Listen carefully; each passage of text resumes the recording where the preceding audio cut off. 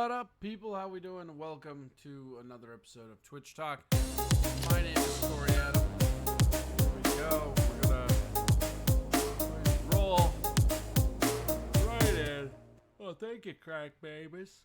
Ha ha ha, crack babies. Look at that. That's right. We're gonna start out just chilling.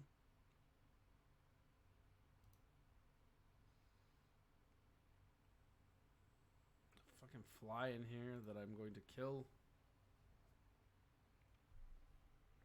I will kill you before the day is out, you stupid motherfucker.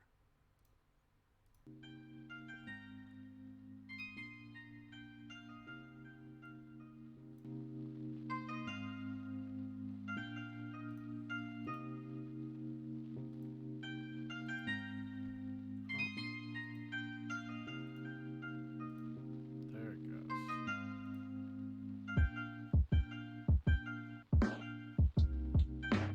Yeah, what up, guys, gals, everybody in between? Welcome to Twitch Talk.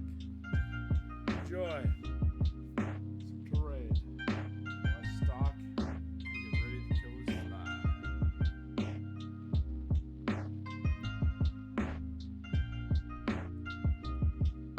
Yes, producer Mike. Yeah, I'm going to ruin all of the fights for you. Check, check, check. Why is this mic so fucking low? Man.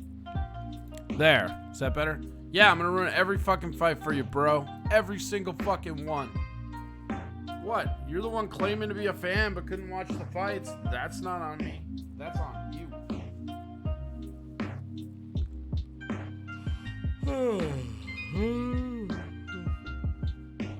Wreck. Wreck. Wreck. Wreck. Oh shit! Oh shit! Oh shit!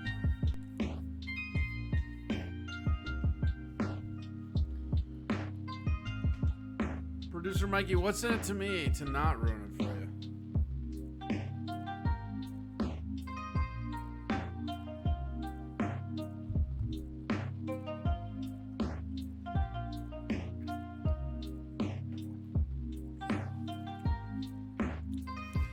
I didn't know how whippets was a thing still after people died from it. Yeah, whippets are always a thing. What do you... Oh, King Kong Gong had a bad time camping? Oh, weird. It's almost like we all saw that coming, right? Camping sucks. Sorry, bro. Sorry you had to learn the hard way.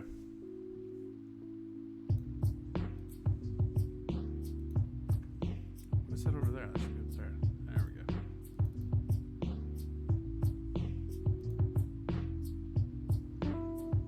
Yeti, are you in here?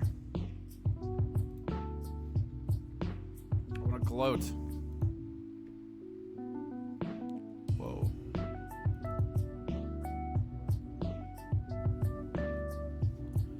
There's a pirate legend in the room. All rise. Yeah. What up? So camping sucked?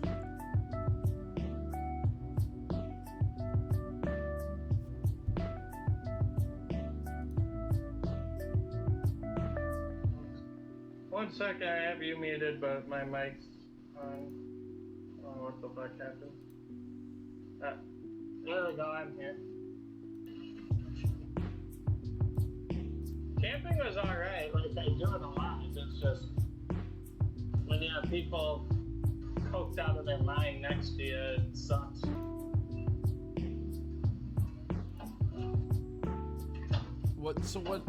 What happened? Oh, they were just up screaming till like 4 in the morning.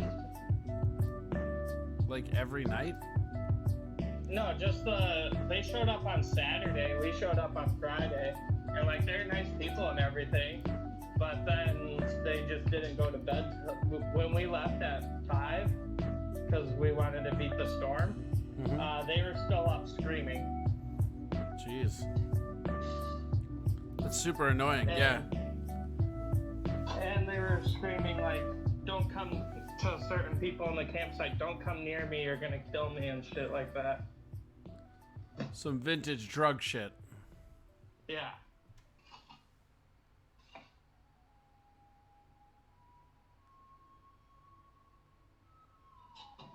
But overall, it was a great weekend to get away from work.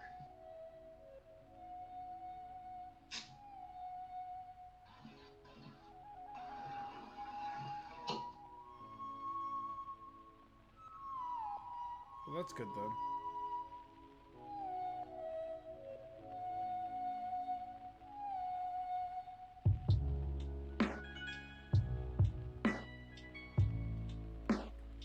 So what drugs do you think they were on?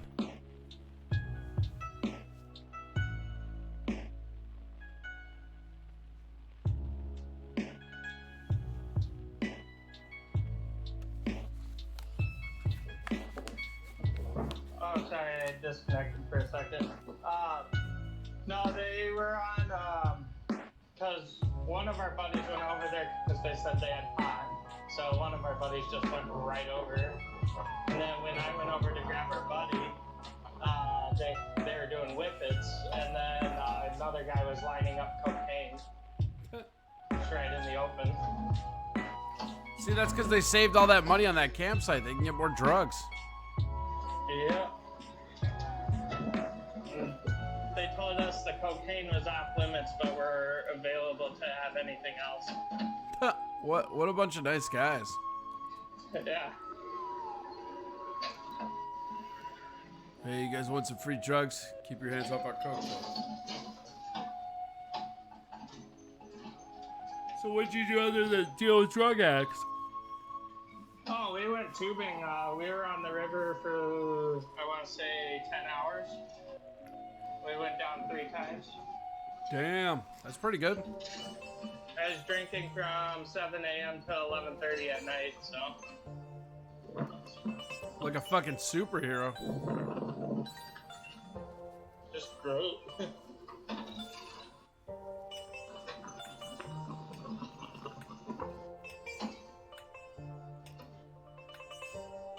What the fuck is going on with these settings?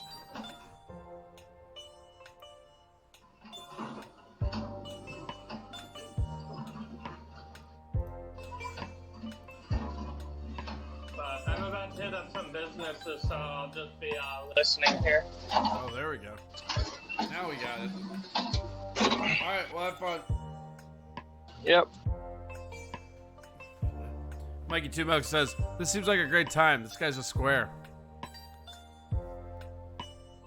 Yeah, I think Apple River is where he was at.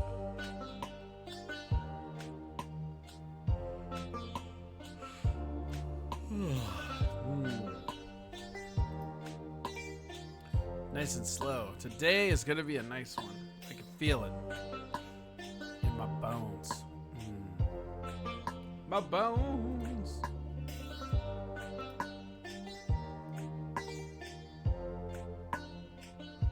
I'm gonna murder this goddamn fly. FYI.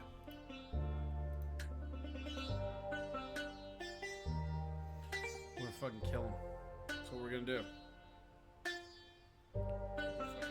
Lock him down and fucking attack him.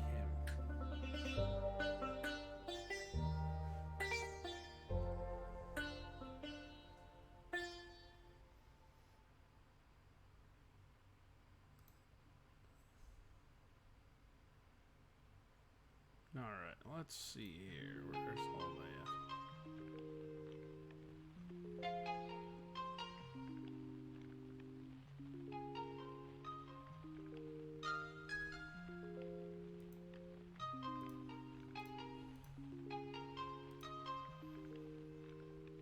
we got? There we go. All right. Once Seb comes, I can smoke again. Can't have the drugs because of my job. Oh yeah, that sucks. Texas F. I'm eating breakfast and planning on watching a documentary. Oh, that's cool. Hop into the chat, Brady. Let's talk some shit. Producer Mikey, I think you gotta run away, buddy. I think we gotta go bust down some UFC stuff, and I ain't trying to ruin your life. This is your heads up, brah.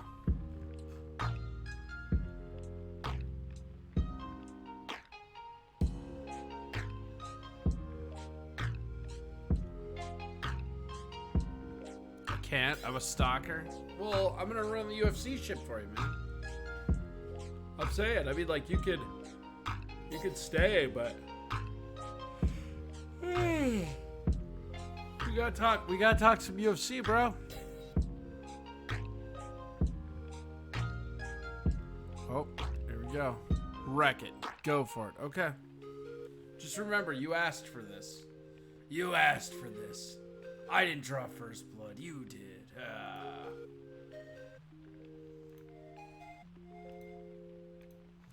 I'm telling you, this fly is driving me fucking nuts. I'm gonna fucking murder it. I got a nice little rolled up newspaper for it. You guys are gonna see the death of a fly live on camera. I fucking know it. I have a feeling.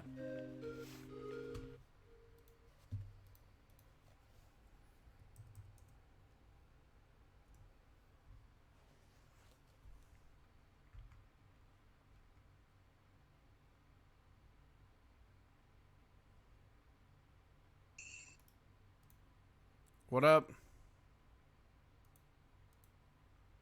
What's up? What's going on, buddy? How's your bug leg? Doing good. Good. No. Oh, and he's gone. That did not last long. Yeah. Oh, I might too. It might be comical, man. I'm gonna kill this goddamn fly. Sorry. Whatever. Everybody's talking about how I'm gonna destroy my setup to kill a fly. You know that they're wrong. How's your legs good though? Or was it your arm?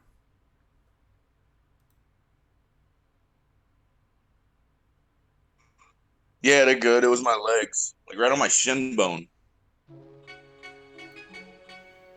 Does it does it got like any kind of weird divot to it or anything, or is it just healed up now? Yeah, it's just healed up. It was just like a couple little red dots. They got really like bruised around them though. It was weird. But you're feeling better? Doesn't hurt or anything? No, it's all good. I'm good. Hell yeah. Did you watch the fights this weekend? Yeah, most of them until I fell asleep. I've been tired as fuck. Yeah. I actually think that that's a big problem with the UFC right now. With the anytime the shit's on ESPN, it ends up being like a 3 or 4 hour affair, and it just gets fucking boring. Like, I'm not even those fights were some of them were good, some of them were boring, but it's just too long. It's just like a funeral march after a while. Yeah, it's the in-between shit, because it's all the same. You know, I mean, it's just like the same thing over and over again after each fight. It's just like, come on, man. It's a little tired. Yeah, well, and not to mention there were only 3 KOs on the entire fucking card. Yeah, that too. I mean, the fights, the content of the fights lasted way too long as well. All the unanimous decisions going the distance and shit. What would you look up for this genre of jams? I looked up copyright-free music. You can look up whatever you want. It's called Sakura Dreams. Here, I can change it for it. Here. I don't know. I just like something just nice and uppity in the background, I guess. I don't know. I just looked up stream beats, and they're free because YouTube is super crazy about the Oh, come here, fly. Oh, I saw you. No.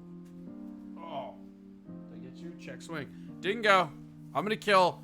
Dude, that's gonna be the fucking gem of this broadcast. Is when I kill that goddamn fly.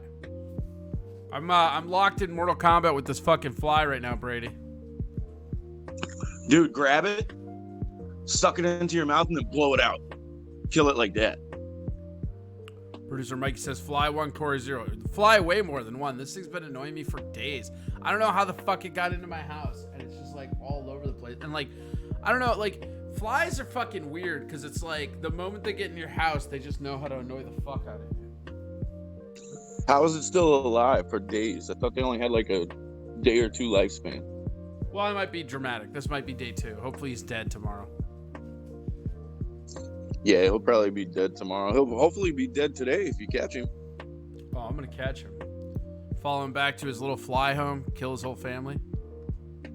Goddamn right, dude. That's what you got to do, man. All the little larvae babies and shit. That's right. Called Larvae. maggots. Yeah, larvies.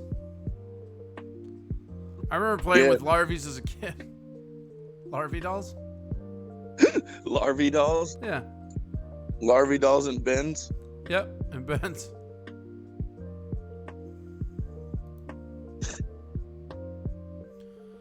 No, it was an okay fight weekend though. Like the main standout was that Kazmit Chemaviv. Nailed it. I can't say his fucking name either. Nailed That it. dude is awesome though. Yeah, aerosol and a lighter. I feel like that would be worse for my setup than just a piece of paper. Like, cause I'm trying not to fuck with my equipment. But yeah, I feel like aerosol might as well just and a lighter is not the right move. But thank you. Sometimes I feel like you guys aren't even on my side. You know, like that just hurts. Just throw hot coffee all over everything. Oh, thanks, Mikey. Mikey just informed me houseflies can live up to 3 weeks. Well, good. This one, I'm gonna tell you this, guys. Shit. This one ain't living 3 weeks. Yeah, fuck that. I have now made his murder my own personal. After 3 weeks, he's got a war. big family, I'm sure. Don't say shit like that. They're gonna be there for generations, like a year. Fuck you. No, I refuse. Yeah, but it was okay. Whitaker Till was really technical, man. I like them. I We're not rewatched there it. yet. Stop like, that. "Man." Stop it. What are you doing? You start from the bottom of the card and work up. You don't go from the first card to the headliner. What's wrong with you? I go straight to the kill, man. Right to the jugular. That's not what you do. That's not how shows work, bro. Come on, get with it. All right, I redact my statement. All right, my bad. good. We had the Alex Oliveira one. Say earmuffs. Yeah, before. Cowboy was good. Yeah, that was a weird fight for sure. What'd you think of that knockout of Reese McKee and like how they kept the Figurino one? The one, did you see the prelim card where the dude went down and his hand was still up and everybody's going nuts on Herb, or no? Did you watch the prelims? Yeah, no, I saw that, and I actually, I watched the thing on Herb Dean. He was explaining it. I just don't think He was from his point of view, like I just don't think that like you could stop it as the ref, you know, because he went down. Let me see if I can find. I'm gonna try and find the actual stuff, but like, dude went down and had his hand up, and from the angle Herb was standing, like the dude looked like he was still conscious and defending himself, but they fucking got pissed. Yeah, Dan Hardy was screaming at him to stop the fight. And Herb explained it like this. He said, the guy, he had his legs up. He had his head up off of the mat. He had his hands, like, protecting himself.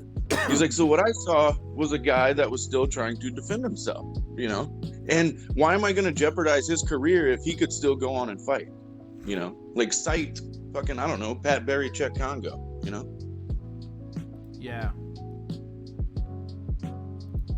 That's what everybody does, though. Every ref is going to cite Czech Congo and Pat Barry. And if you haven't seen that fight, go back and watch that shit. That shit's ridiculous. Yeah, if you haven't seen that, it's fucking amazing. But he was also saying, he kind of got into how there's only two other parties that All right, producer Mikey, have a good one, buddy. save. Thanks for stopping by. What an asshole. I tell this guy, hey, get out of here. We're going to spoil it. And then he's like, go ahead and spoil it. And then he's like, have a good show. Seriously, didn't see them. I don't want spoilers. Like, what? Why didn't you get the fuck out of here to begin with? Well, why did he say fucking spoil it then? Yeah. Hey, do this. Oh, fuck you, you're doing this that I just told you to do. What the hell is that shit? Right. Call me tits. I'm not going to call them my tits. My tits are uppity. I refuse to calm them. There's no calming these tits, bro. Tits. That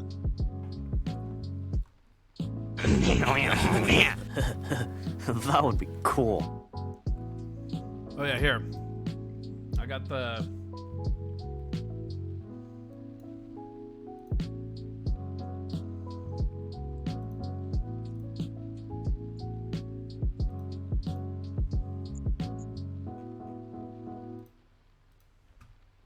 Hello? So we're watching the replay real quick. I found it. Oh, okay, cool. So yeah, he goes down, and like everybody's mad about that. It doesn't show the knockdown though. The knockdown was brutal. Yeah, the Usually, knockdown like, would have. Even, I mean, he looked like he was even out. Herbert didn't want to hit him. Yeah, exactly. He was like, "Oh man, he's done."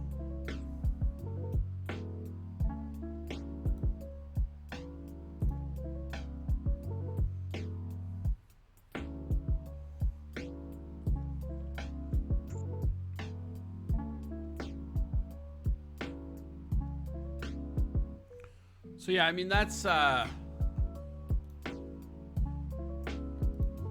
was the knockout. Like it was pretty brutal. I mean, like it was, I don't know, like my whole thing was like when it happened, I was watching it and I was like, it didn't look like that big of a deal from my angle, but like, I don't know, Dan Hardy going off was kind of uncalled for. Like, first off, get a fucking haircut, you Dave Grohl looking motherfucker. Yeah, I mean, I really like his breakdowns, like their show where they break shit down. But yeah, no, I mean, and he used to be on a BBC MMA podcast that I used to love. It went away when they got hired, and that's fine. But the reality was, like, fucking, Yeah. what the fuck are you doing, you guys? You know? he knows better. Like Right. he knows better, or he should. It for like all the knowledge he has and everything. Like, what the fuck, dude? Come on, man. Like, you don't do that because that could jeopardize a lot of shit. Yeah. No, it's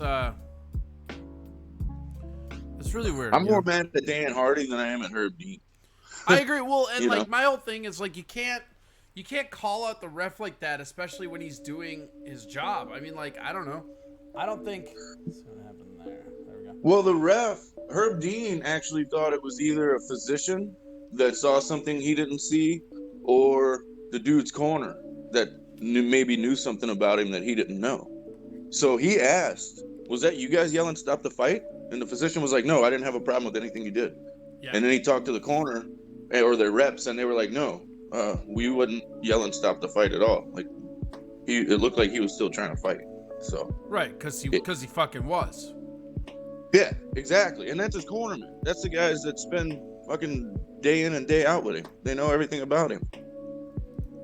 So, but come to find out, it's Dan Hardy, like someone on the sidelines, you know, That's what as I'm an saying. announcer. It's like, Come it's on, dude. just like, it's unprofessional, you know? Like, you don't throw people under the bus like that, especially like people that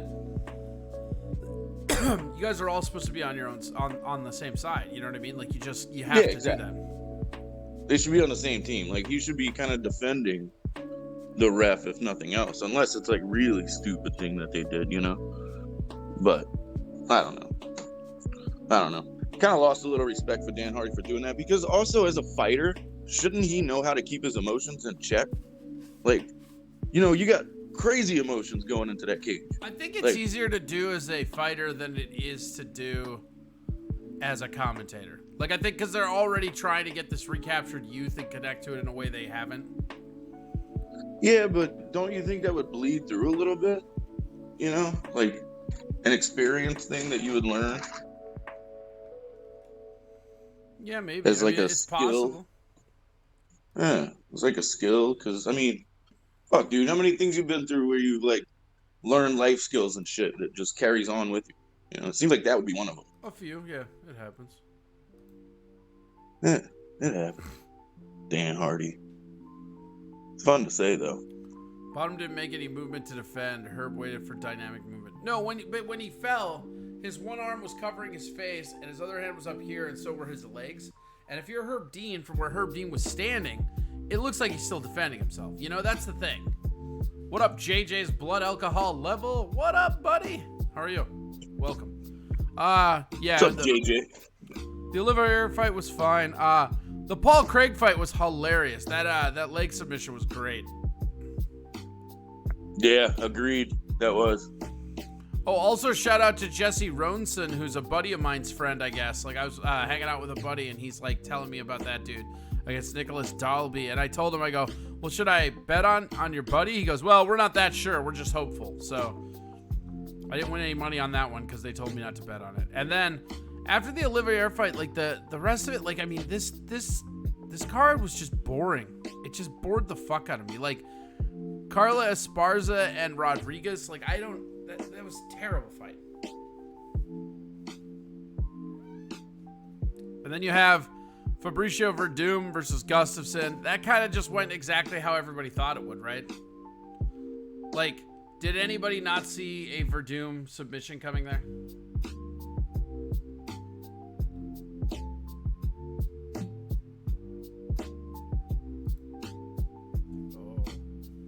Oh. What'd you say, Brady? You're fading out. Surprised. Yeah. I was hopeful to see him on the feet though, because I'd like to see those two on the feet with each other. Yeah, but I mean, like coming off that rather unimpressive win over Olenek, you knew that Verdum was just coming out. I will say this: Verdum looked a lot more like Verdum this fight. Yeah, he didn't look like a fat slob. And then we got Shogun Hua Little Nog 3, which I just delighted in. That was awesome. Yeah, that was fun. That was really fun. It was nostalgic. They didn't look too old. No, I mean, you could definitely tell, like, round 1 and 2, they were taking their time. But, like, I mean, they, like, at the end of each round, they were giving it, you know, they weren't scared. They bet in the middle. It's, shit. It's crazy to think with Little Nog and Shogun Hua that they've had 3 fights and they've all ended in decision. Like, none of them were a definitive win. And they were all great fights. Yeah, 2 killers, too. I mean, these guys were knocking people out from the get. Yeah. And submitting people, you know. I love going back and watching Shogun's Grand Prix run in Pride.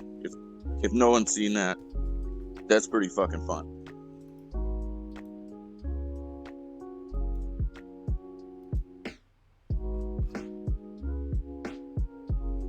So that dude where we can't pronounce his name, he didn't get hit once. In the previous fight, he only got hit once. He had 2 fights in 10 days, and he got hit twice in both fights. That is like crazy. You don't ever hear of that. That's nuts. Yeah, I mean that's Khabib stuff. I mean like that's like going forward he's going to be a problem. And like that dude came into Fight Island and unknown and he's ranked. I mean like that dude will have a ranking he probably has a ranking today actually. I should look into that right now. That dude like took over Fight Island pretty much. I mean he seems like he is Fight Island. Yeah, he's like the king of Fight Island, man. That fucking dude. And I can't wait to watch him again. He's ready again. He's like, yeah, I didn't even feel like I fought. I could go. Well, he fight got hit again twice. Right he got hit twice in 2 fights. Of course, he's ready. Yeah, it's amazing. It's a new level now that we're gonna see. I think watching him come up even. Because how old is he? And he's been doing this since a kid. So like, how much has the sport evolved like since he was born that he started into, right? Yeah. So he's not ranked yet, but he's also in welterweight, and that is a tough weight to fucking get into for ranking. Yeah, welterweight is like the meanest it's ever been, I think, right now. Right. I mean, like at 15, you have Anthony Pettis. I mean, that's the 15th ranked welterweight right now. Yeah, it's knocked out Wonder Boy like last year. Right. Yeah, you've got Pettis, you got Neil Magny, you've got Robbie Lawler, Vicente Luque, Nate Diaz, Jeff Neal, Dos Anjos, Chiesa, Maya, Thompson, Woodley, Masvidal, Edwards, Covington, Burns, and then of course Usman. I mean, it's a rogues gallery of killers. Shit. Yeah. Yeah, dude. Murderers row right there. Those are all like elite of elite. Well, I mean, fighters. number 15, Pettis had a belt. I mean, you have an ex-champ on there. You know, you've got 1, 2, 3. Did Damian Maia ever have the belt? Negative. He fought for it a couple times, 4. but he never got. So you have 5 guys in the top 15 that have held belts. Not necessarily at that weight class, but just have held them. Yeah, that's just nuts, dude. Yep. That's probably more stacked than lightweight right now, because lightweight's always been up there, but I think welterweight right now is the best division as far as talent goes. Definitely could be. I don't know. I mean, it's Because those are all like elite of elite. You know, everybody knows like all those guys' names probably, even casuals, even like little casual fans. You know. yeah. I like how you specified what casuals were. Yeah, I had to call them little casual fans. Little cat. Oh, look at the little casuals. Oh, look at the little casual fans coming in to see Anthony. Yeah, I don't know. I mean, it's getting to the point where you can't see a weak division. God damn it. Oh, get that yawn bot count. Here we go. Yeah, dude. Fucking yawn, man. Let's have a yawn party. I'm trying to have a yawn party. Yawn it out. Yawn party. I mean, like, you look at this and it's like every weight class right now. I don't know that there's a bad weight class like right now. That's Yeah, you're right. And that's why I'm saying the welterweight is fucking elite. And I've never really cared for that division. It's always kind of just been like, whatever, you know. But right now, it's nuts. I don't know. Welterweight was real good back in the day when GSP was the king. Yeah, it was fun. Yeah, Matt Hughes, BJ Penn, all stepping in there. Yeah, that's right. BJ Penn went up there. Yeah, he actually won the belt in welterweight. Beat Matt Hughes for it. I thought he had it in lightweight.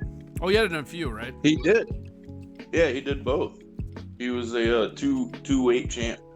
I don't know, man. Featherweight is fucking stacked too. Who has the best top 5? Let's see here. Here's what we're gonna do. We're gonna look at top 5. So flyweight probably is the worst.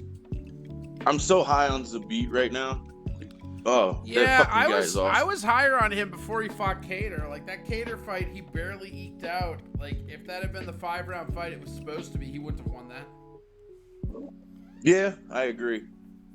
But I agree. That Cater's good, man. He'll probably get a title shot over Zabit. I think Zabit will get it. I mean, like Zabit, Ortega, or Holloway is the next fight, and then you've got Korea. I think Korean Zombie should fight Volkanovski next. Like just feed him. But you've got like right now they're he just confirmed that they're close to Zombie versus Ortega and Zabit versus Yair Rodriguez. They're close to Pantera. close to both of those two. I would watch. Yeah. Would watch the shit out of that. That sounds so good. That's gonna be fucking fun, dude. They've been trying to get that fight together for a while. That's gonna be fun, especially now. Yeah, because they're both a little bit better. Dude, I think light heavyweight might be one of the weakest divisions right now, and that's crazy to say. Yeah, I agree. Because Gustafson's gone, and Glover Teixeira's a ghost. Jan Blachowicz is nothing. Corey Anderson is nothing. Anthony Smith looks like... So you got, like, Thiago Santos, Reyes, and Jones as killers, but, like, there's not even anybody up and coming. I guess Nikita Krylov, but there's nobody even up and coming in that division, which is so crazy, because that was, like, the most stacked ever. Right. Ever since Corey Anderson beat Johnny Walker, it hasn't really been exciting at all. I think Johnny Walker was the next up and comer, but I mean, like, he kind of fucked that up, like. Yeah. But I mean, almost every other weight class has 10 top 10, like, just killers, and like, I don't think. I mean, like, here's the thing: Walker could get his stuff together and still make a run, but I mean, I don't like. Maybe Dominic Reyes and Thiago Santos get the belt, maybe, but like I don't see Blachowicz, Anderson, Teixeira, Anthony Smith. Obviously, Gustafsson went up to heavyweight. Like I don't see any of these people ever having this belt. Ozdemir, I don't see it. Like I just don't see it. No. Those are all. Yeah, that's a shit division right now. Right. And then like straight up, it's just you look over at middleweight, and it's like again. All killers, you know, like Derek Brunson, Kelvin Gastelum, Hermanson, Till, Romero, Cannonier, Costa, Whitaker, Adesanya. I mean, that's a crazy division. And then don't even get me started on fucking lightweight. Lightweight is fucking an embarrassment. Yeah, lightweight. Like riches everywhere. Who is the top 15? Who is in top 15 lightweight? Say it. Well, so we got Drew Dauber is 15. Who, like, some people know, some people whatever, right? But then you have Benil Darush is 14, who's good. Cerrone, obviously older, but still a killer's at 13. You got that Gregor Gillespie kid who's real good. You got Islam Makhachev. Oh, yeah. Makhachev. Yep, also awesome. And then you've got, like, Makachev. check this shit out. Ally Aquinta, Kevin Lee, Diego Fiera, Paul Felder, Charles Oliveira, Dan Hooker, Conor McGregor, Tony Ferguson, Dustin Poirier, Justin Gaethje, and Khabib. Yeah, especially those top 5. Holy fuck, dude. Yeah, I mean, that Like, top 5, I mean, you could even lower it all the way down to Felder, like that top 7, you know? I mean, like, it's just absolutely insane. Yeah, it is. Yeah, for sure. And then Yeah, I mean, even heavyweight is starting to feel a little bit stacked in a way it never used to. You know, you got like Volkov, Overeem, Rosenstruck, Dos Santos, Lewis, Blades, Nagano, Cormier, Stipe. Plus, I think that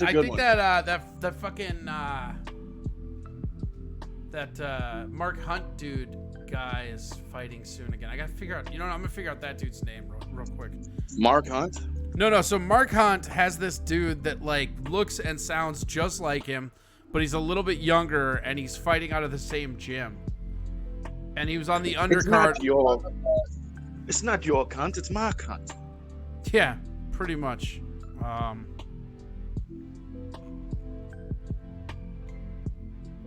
So he's got a guy like his doppelganger who's gonna fight.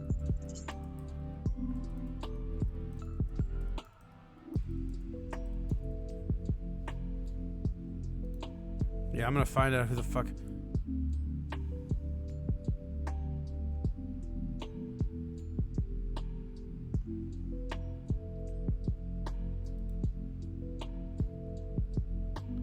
Cardio Flex? That's the team Cardio Flex. Cardio Flex? That's what their gym is called. Cardio Flex Gym. Kind of a weird name. Yeah, well, they're New Zealanders. What do you expect? Wonder how long it took him to think about that. Cardio Flex. Mate, check it out. We do cardio and we flex. Cardio Flex. We do both. You understand? We do both. We do Yeah. both. Yeah. Well, it's We like do both. right. It's like check it out. We do cardio, but then after that we do some flexing. So we do all the cardio. What if we call it? And then we go stand in front of the mirrors and we flex. Cardio flex. See, Paul is standing in front of the mirror now, flexing. Okay.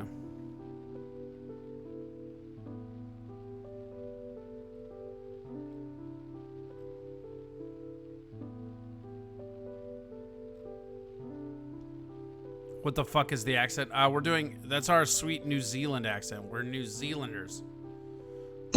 Yeah, You hear it? obviously. Right. So we do cardio and then we flex. It's called cardio flex. It is cardio flex, and it's not your cunt, it's my cunt. Welcome back, producer Mikey, you wanker. Producer Mikey is back. We do cardio, and then Taffa, that's his name. Justin Taffa. Tapa. Yeah, dude, have you seen this guy? No, I haven't. Oh, I'm gonna have dude. to look him up. So first off, yeah, here, no. First off, like I'll put it on the feed for you.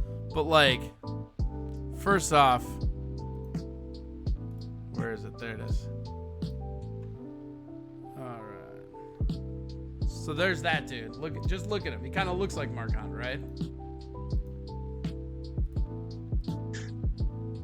Yeah, I can't see it. Should I go to the thing real quick? Yeah, it's on the thing. I'll be right back. What do you mean? You be right back? Come on, mate. Stop being such a wanker.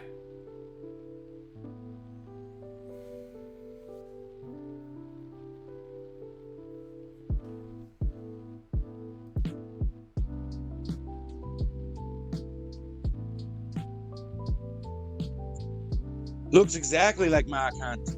Right? Crikey. Oh, crocky. That guy's got the tattoos and everything. Look at the I man don't know titties. Oh, What crikey. the fuck that was? That was a really bad accent. Oh, terrible. That was garbage. You should feel ashamed. I do. Just in general. I mean, also for this, but just in general. Oh, yeah. Every time I look in the mirror, I cry. Like, look at this guy, though. I mean, like, he literally, like, and he like, fights like Mark Hunt. He's got that fucking power. Yeah, the only thing different is the tattoos, I think. Yeah. But he like his last outing was a 1-punch knockout in round 1. Yeah, I did recognize him, and I remember that fight. This guy is pretty good. So he's fighting when? On this Cormier He was supposed to be Stipe card? No, he was supposed to be on Fight Island. Oh. I'm trying to look at the news and see why he missed it, but it just says he's out. Yeah, An that's Islander he was supposed to on be. He was supposed to be on this last card. Oh, okay. Okay. The other guy got coronavirus? No, the guy that he was supposed to fight was that Bozer guy that fought anyways. He knocked out. He was like one of the only knockouts on there. Yeah, all right. So why he didn't fight then? The Mark Hunt guy. Nobody knows. That's what we're trying to find out. Oh. Interesting.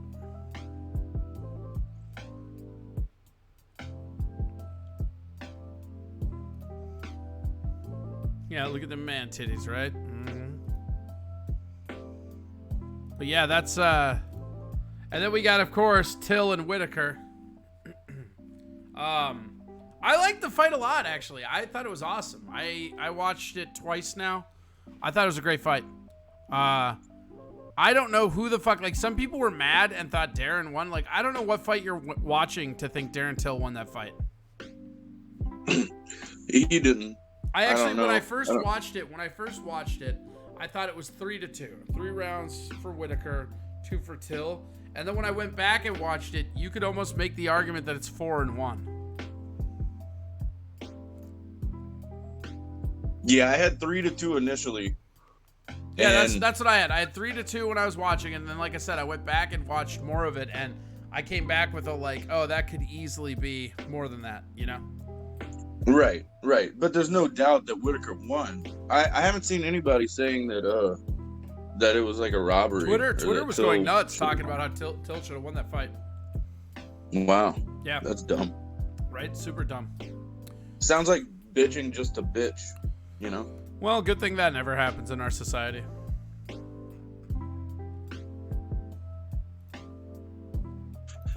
Yeah, no one does that, of course. I mean, we're civilized.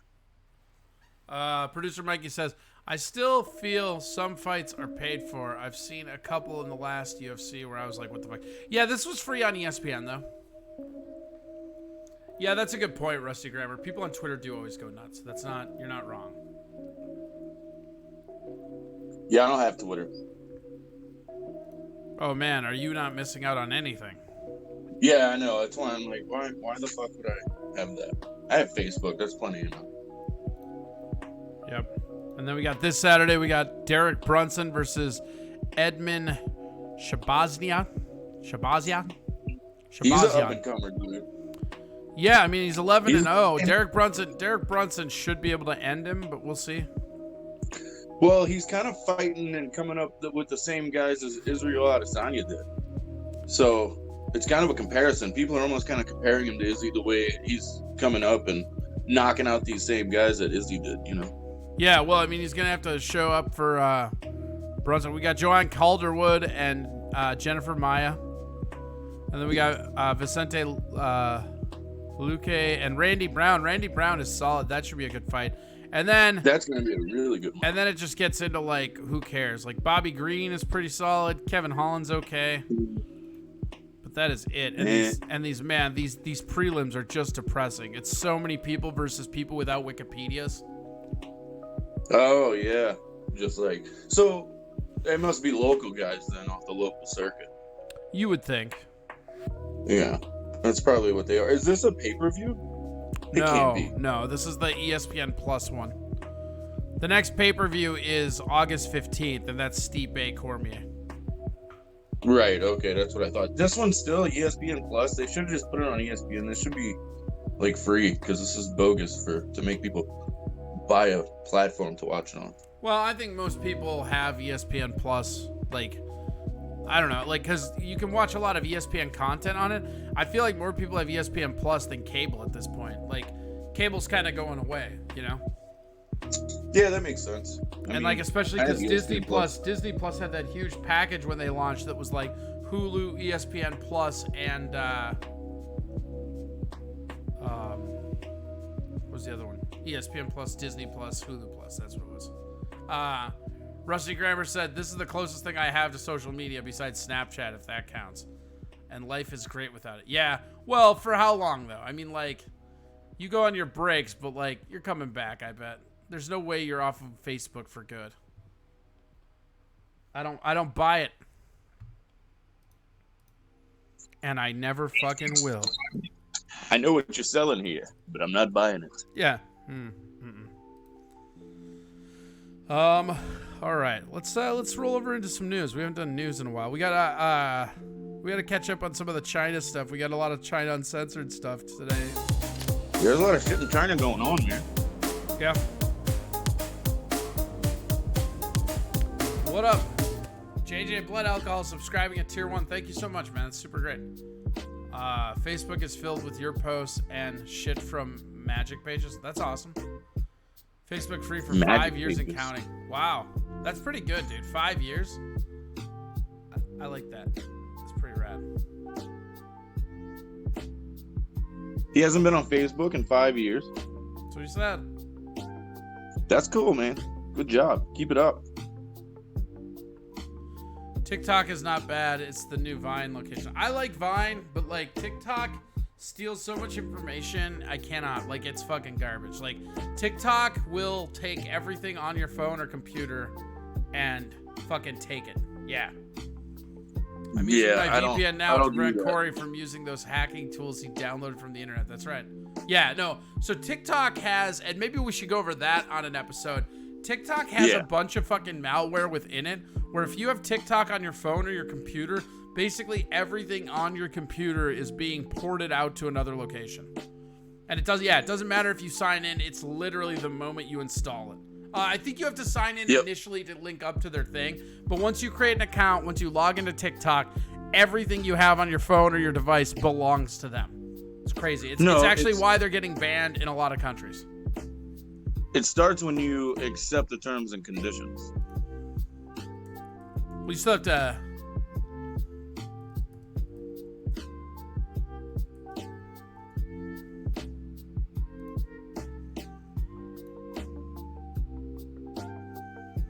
Actually, here. Yeah, TikTok has been sued in a bunch of fucking states now because of it, too. And they're talking about putting on an actual just ban for it.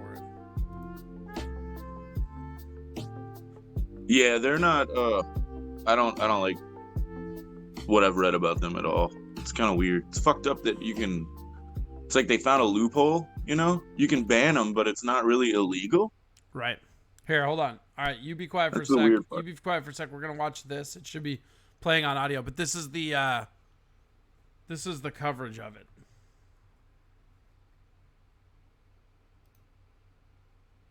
Does accuse video sharing app TikTok of transferring private user data to servers in China, despite the company's assurances that it does not store personal data there. TikTok is owned by Beijing ByteDance Technology, but says that it operates entirely outside of China. The company's already facing a U.S. government probe about data storage and possible censorship of politically sensitive content. Joining us right now to talk more about it is Sarah Fisher. She's Axios media reporter. Also, David McCabe, who's tech policy reporter at the New York Times. What do you think about this? David, we'll start with you. Is this a big deal, and what does this mean for the future of TikTok? I think it's a big deal because it points to the potential for consumer concerns around TikTok. So far, a lot of the concerns around TikTok have come from governmental actors. You referred to the CFIUS review of the acquisition that led to the product. That, of course, is a big deal. It was spurred, it came at least after congressional concerns were raised. But we're also seeing consumers raise concern about the censorship issues you mentioned, and now about the privacy issues through this class action lawsuit. What exactly happened with the suit, I think, remains to be seen, but certainly the problems have added up for TikTok, and I think it's one thing for governments to be concerned. It's another for consumers who have made this a hugely successful social product to express that concern as well. You know, this is one consumer who's expressing this, Sarah, but I think if you look at the numbers of teenagers who are using this probably doesn't even hit their radar screen. So will this have an impact? Yeah, I mean, I think that's I'm a sorry, great... for Sarah. Oh. It probably won't have an impact on the mass amount of users right now, especially because they're so young. They're not thinking about privacy. They're not thinking about their digital rights.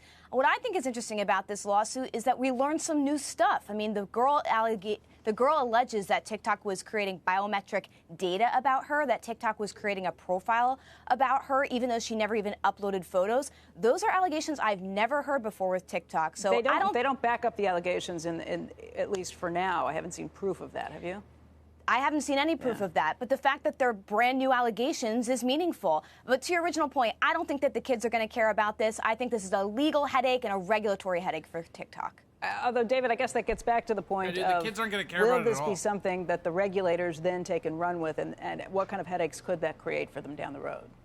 Yeah, I mean, I think we've seen that the lawmakers in particular on Capitol Hill who are concerned about Chinese tech companies, whether it's Huawei, whether it's TikTok, are willing to basically grab onto any concerns and amplify them and build their case around them, regardless of whether or not, the technical specifications are there to back it up at the moment, or at least are public. And so I think we'll probably see that happen here. Sarah, I wonder if it's a security matter as well. I think of the types of things kids could put on TikTok, and if you take a long enough view, ultimately these things could be used for blackmail purposes or extortion purposes. I don't want to be alarmist, but if somehow this is connected to the Chinese kind of superstructure, isn't that a concern?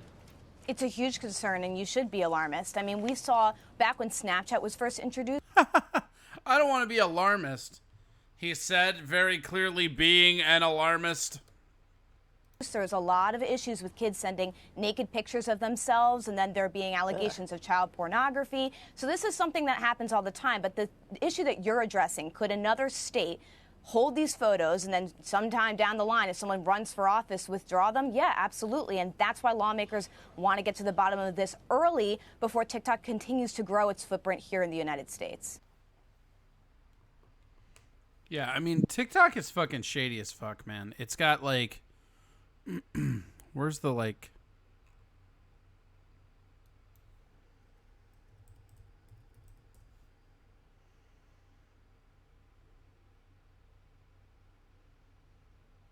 Isn't it kind of scary when you really think about it? Not really. I mean, I don't know. Like, are you scared of the internet?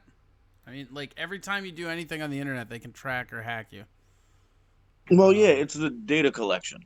It's just the thought of all of the, like, they know everything about us. It's fucking, it's one of those things where you try just like not to think about it, Yeah, I mean, I guess that's fair.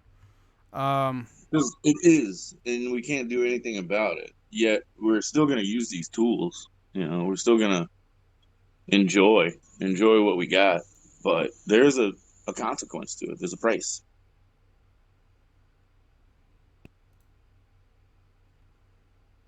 I don't know if you just heard everything I said. Yeah, I heard you. There is a price. There is a price to pay for the things that we like to indulge in.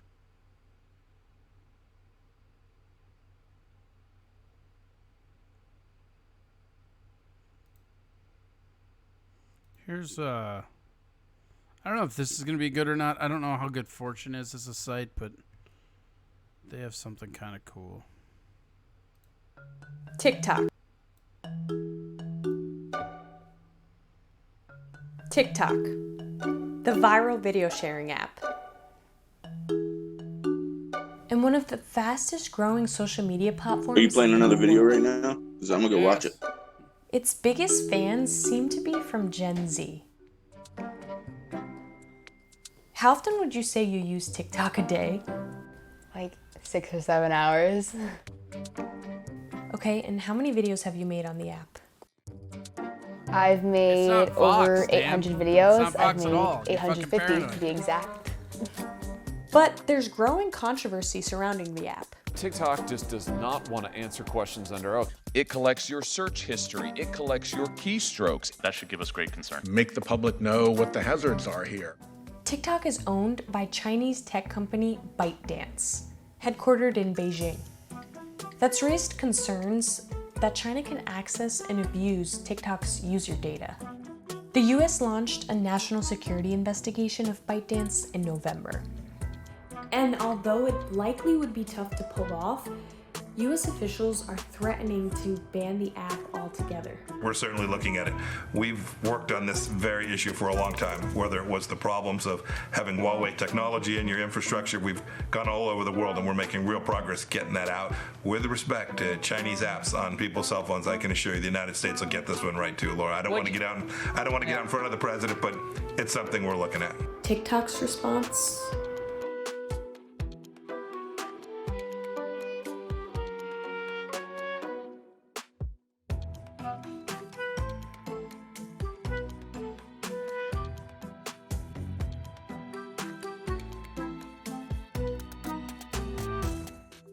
President Trump also raised the possibility of banning TikTok, but his reasons are slightly different.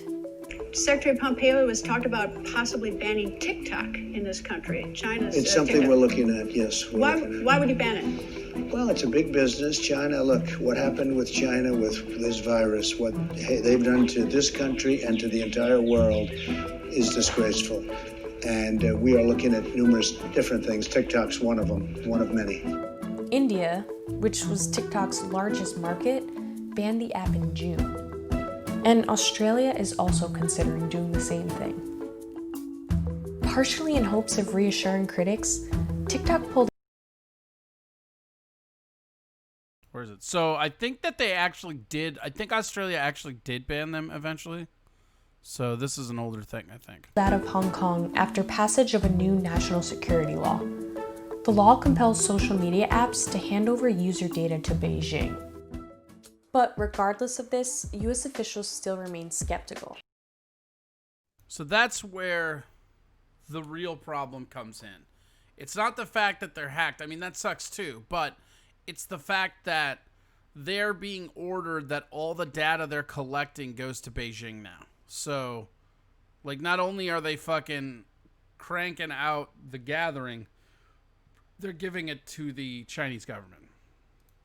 And yeah, when asked and like if that's the US concern. users But should all of continue these using companies the are app, doing the same shit. this was They just Pompeo's might not be Only if sending you it want to your China private or information in the letting hands of the China, Chinese Communist have Party. all that data.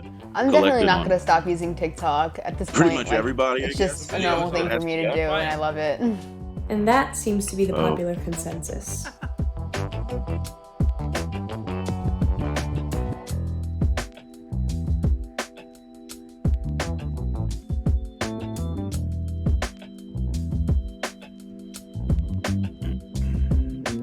Is the video still on? No, why would you ask? We I'll all tell you want when it's to off. Why would you like, hey, is this thing I'm interrupting still going on?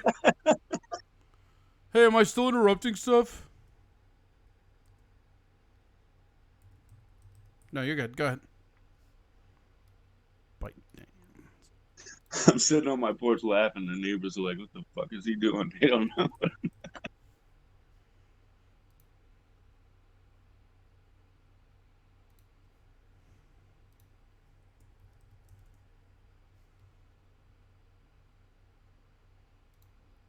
Let's see. All right, we're gonna be. Where's the India one?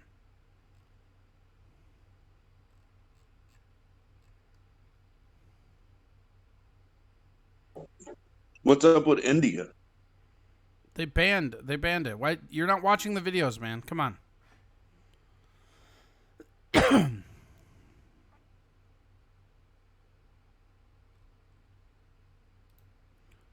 India was like one of the first countries to ban TikTok for their data gathering.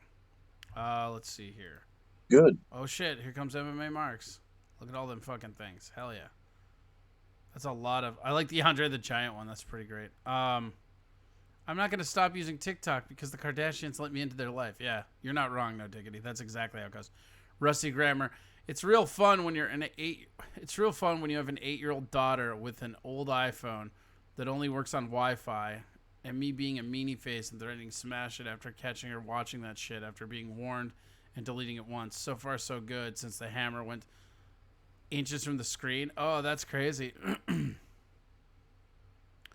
Use those parental controls. Be an asshole. Yep. Sitting on the porch laughing Oh, that's bad. Come on, crack babies. You're better than that. You know, he has a good point, dude. Having an 8-year-old, because they just like download that shit. But I guess you can block them, but they learn real fast how to undo that.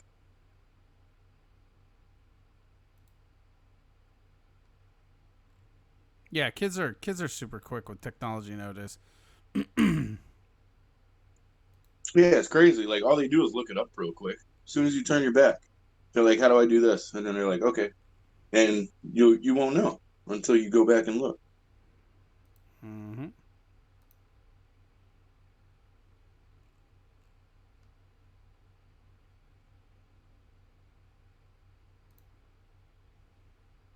Oh, here we go.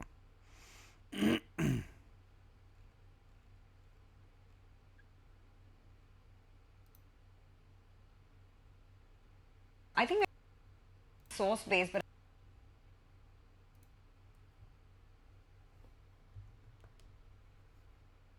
I think there's some confirmation. I think we're picking up reports, and this is source-based, but I think there's some confirmation to it that Russia is likely to mediate and that the foreign ministers of the three countries will deliberate over the matter come Monday. That's June 22nd. God, I hate CNBC. Like, their website is the worst. They're like, here, watch this video on this, and you click on it, and it's fucking not.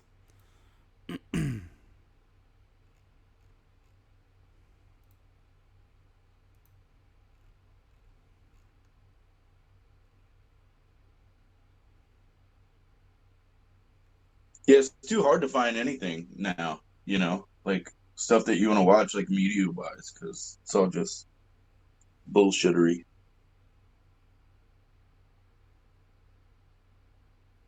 Hey, watch this. Psych. It's about this. I like that. Marks, I like your fucking emotes. They're fucking great. Brother. From time to time.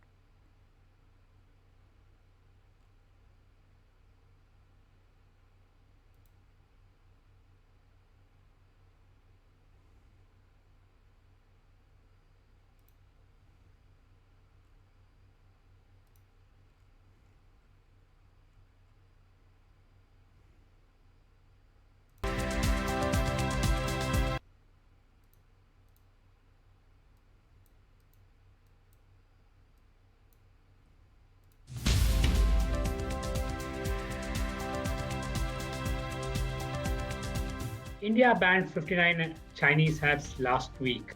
Some of the apps include TikTok, Bigo Live, Cam Scanner, the community of Xiaomi Me community. There are two things that has happened since then. One, we have seen the emergence of a lot of local apps. The emergence of local apps companies such as InMobi, which bought Proposo, which is seeing a lot of download. Companies such as Chingari, ShareChat has launched a local TikTok rival. Zoho has launched a rival to CamScanner. So you're seeing a lot of local apps that develop for the local market. The government has also launched a competition to find Indian apps that could emerge as competitors that could replace some of the Chinese apps that have been banned from India. The biggest international ramification is today. So what this is about here is India actually banned TikTok, but they banned a shitload of Chinese apps at the same time, and now they're trying to prop up Indian apps that are local. So that's what this is about. Is development of Mike Pompeo, who said they could ban TikTok.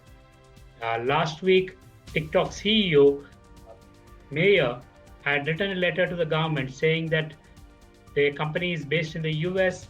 They don't share data with China. They promised that they'll set up an engineering center. They have a data center in Singapore that could be potentially be shifted to India. So TikTok is trying to minimize the damage. It says that their promoters could be Chinese, but they have international investors like KKR and SoftBank. So they are a global international company. But today's development of Pompeo would affect TikTok's plan to go for an IPO in the US. TikTok's parent is ByteDance. ByteDance is the most valued private company in the world, upwards of $130–140 billion. Their valuation will be affected if it cannot get access to, it doesn't get listed and gives returns to its investors. What has happened with the border clash between India and China, and India's decision to impose economic costs on China, is seeing a ripple effect where US is also following India's path. While we talked about the ban on Chinese apps, the DoT also cancelled a tender for BSNL for a 4G upgradation. One of the companies that was looking at bidding for this tender was ZTE, the Chinese telecom company. So that's out of contention.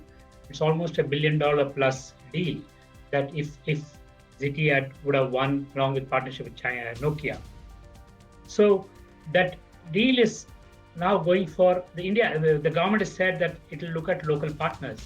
Companies such as Tech Mahindra, companies such as ITI have partnered together to bid for those contracts. Damn it! Almost had him. So Almost that's had the fucking fly. economic ramifications immediately. One, we banned the Chinese apps. You looking at a local ecosystem of Chinese apps. The second thing is immediate ramifications on the telecom side. In the US, the government is saying that they've banned Huawei and ZTE from 5G. So you're seeing a ripple effect not just in India but across the globe, where Chinese companies are being penalized for the actions of the Chinese government.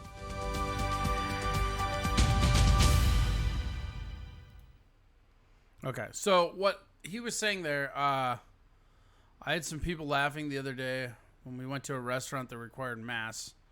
We were in the mask for roughly 30 seconds until we got seated, and I was singing, "It's Timmy's Mask Parade." That's pretty funny.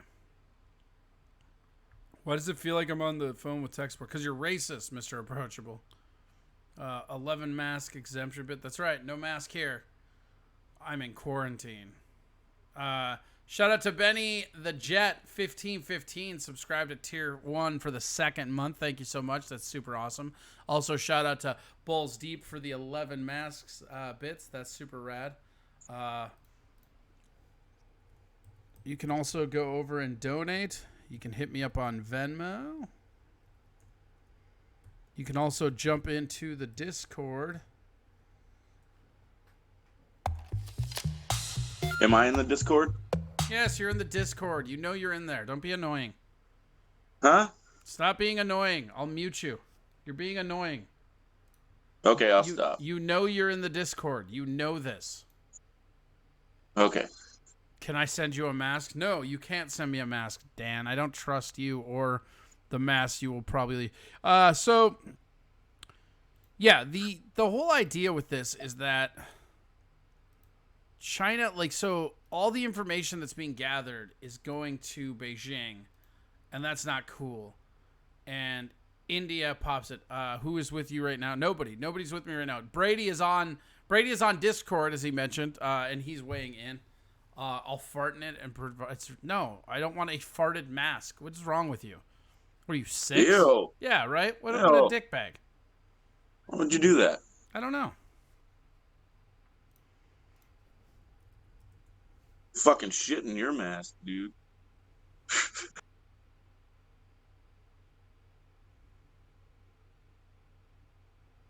What are they going to do about the NFL, you guys?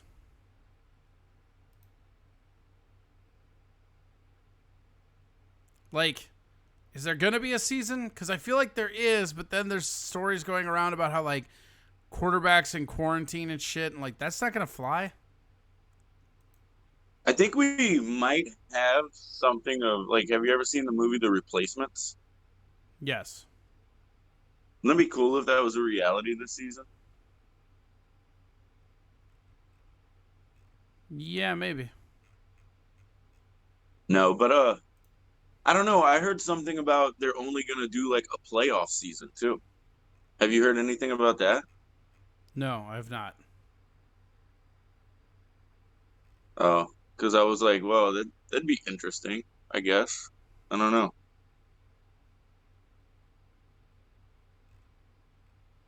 I just don't see it happening. I mean, maybe, but I don't think they're gonna. They probably won't have a season.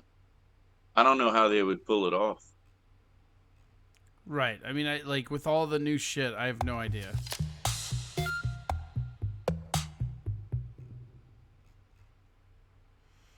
What are they gonna like fucking wear masks under their helmets? You can't do that. Yeah, I mean they're gonna have to.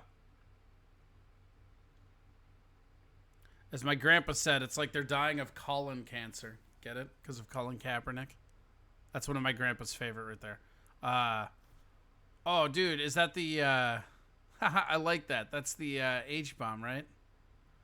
You have the best emotes, Marks. I swear to God, super. Rad. I saw his emotes. They're fucking cool. Yeah, right. He told you how to go get them. Did he now? Did he now? Yeah, he sure did. It's in the comments. All right. Didn't even see it. Oh well. All right. Here we're gonna. Per NFL, they will have to change the helmets to have full face shields. Yeah, I mean that could be like. I mean, there's a lot of guys that wear that anyways, but like, full face shield ain't gonna help you because like you still have like the underneath the neck. Like, are they just gonna snap in like fucking armor? Because that feels like how people get fucking decapitated off a tackle. I agree. I don't think the face shield does shit. They let employees where I work, because we all have to wear masks or a face shield if you prefer, and some people wear the face shield. I don't understand it. I don't understand that at all. That just seems like well, the face shield seems better because it's not over your fucking face. Like, yeah, but the face shield, the mask, like I will say legitimately with masks, like they make me feel kind of suffocated. I understand there's no CO2 poison. I understand that I'm fine, but just me, the way it feels when I'm breathing is garbage. It fucking sucks, man. Wearing a mask all day at work. It sucks. But it's like one of those things. You just fucking suck it up, I guess, you know? I mean, but the face shield I just don't get. Because you got the underneath. I mean, I guess it prevents like literal spit they did not, or like a cough or King a Kong sneeze. Dong. They did not pass them. They actually are saying that they're probably not going to wear them. They had a design that they were looking at, but now they're saying they're probably not going to make them use it. So. Oh, okay. So what are they going to do? Like, is it going to be just normal? I mean, I'm cool with it either way, but I guess I don't know. It's kind of weird. I feel like they're scrambling to figure it out. Just like the public is. Well, of course like, they are. What kind of comment is that? You feel like they're doing exactly what we all know they're doing? Come on. Well, yeah. Okay. At least you double down on it. I can respect that.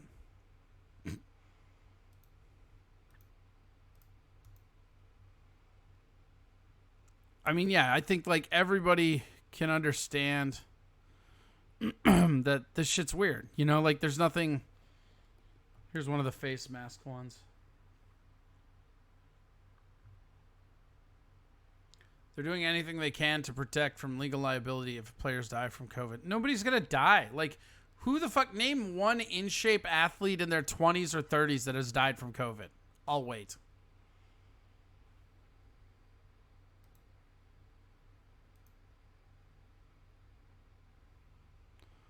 See that little... The face shield doesn't even... Like, it's just kind of a face shield. I don't know. Seems real weird. But they have protections from an insurance perspective. Yeah, I got you. Oh, really? Kobe. So do you... Well, Brady, do you think there'll be an NFL? No, not this year. Really? No. Okay. No, I don't think there will be.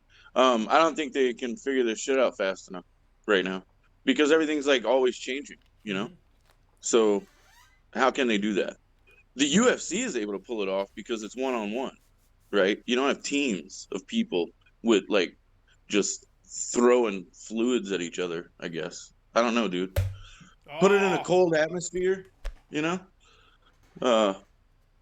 But the insurance thing, I believe, can be loopholed with just a waiver. Have the fucking players sign a waiver, dude. That's all they got to do. Have the players sign a waiver to where the NFL is not liable, and you're playing because you want to play and you want to be, football and the entertainment for the. I mean, I don't know that that's the case though, because eventually they'll get browbeat about how unsafe they are. This goes beyond waivers because of how politicized it is. I think if it wasn't so political, like the actual X's and O's of executing it, absolutely, just sign a waiver. But I think we're past just sign a waiver at this point now. Yeah, I mean, that's fair. That's fair, I guess. But I feel like if they just keep it simple, like among themselves, they don't even have to tell people how the fuck they did it, right? Yeah. I mean, but you're right, though, as far as like pushback in media and people being like, this is so unsafe. Oh, my God. Right. I just think that this is different and that there's different pushback involved in it, like, so it's not like the same as it would be. And that's why I don't think there's going to be an NFL this year. Yeah, I mean, it'll be interesting. I mean, do you think there's going to be one? I don't know, honestly. I really legit don't know. I could see the argument for both ways. I would like said, what's the over-under of Corey hitting his monitor in an attempt to kill the fly? I don't know. Probably, hopefully not high. The NBA will be interesting. Yeah, the NBA is interesting because they're on top of each other. And they had that one dude that was like talking about how funny it was, and then he tested positive for COVID. I mean, it's pretty great. Yeah, I like those stories. Those are fun. Oh, God. I feel like I need to go get tested because of like I've been working with the public. I feel like I probably come in contact with so many people with that shit. But then, like, just to have a peace of mind, you know what I mean? But then I'll be out of work if I do that for a couple weeks. So it's kind of weird. How bad do you want that peace of mind, bro? Exactly.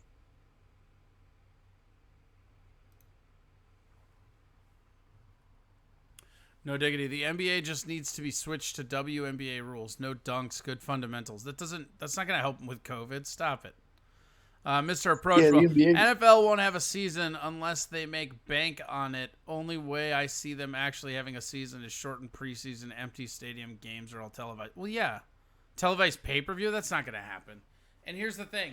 They still make more money off the TV deals by having games than not having games. So, yes, they would love to have people in those stadiums, but they make a lot of money off just TV deals. Don't mistake that at all. Yeah, either way, they're not just doing it for money. They're doing it for a shitload of money. Yeah, they're not just doing it for money. They're doing it for a shitload of money.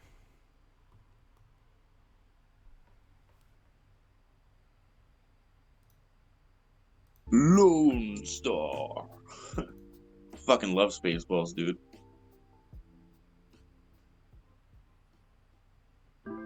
King Kong Dong says, I should get tested after going to Wisconsin. COVID didn't happen there, is what it felt like. Yeah, they don't give a shit at all.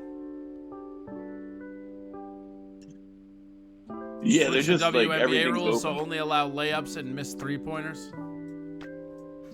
See, NBA's a tough one too, man. I don't know, like, are they gonna have that? That's is that happening?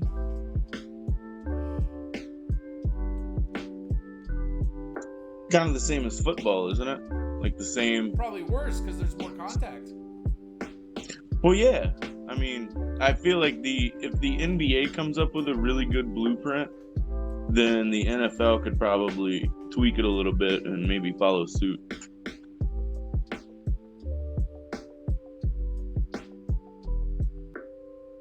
I would like to hear, like, does anybody feel like that they're gonna have these sports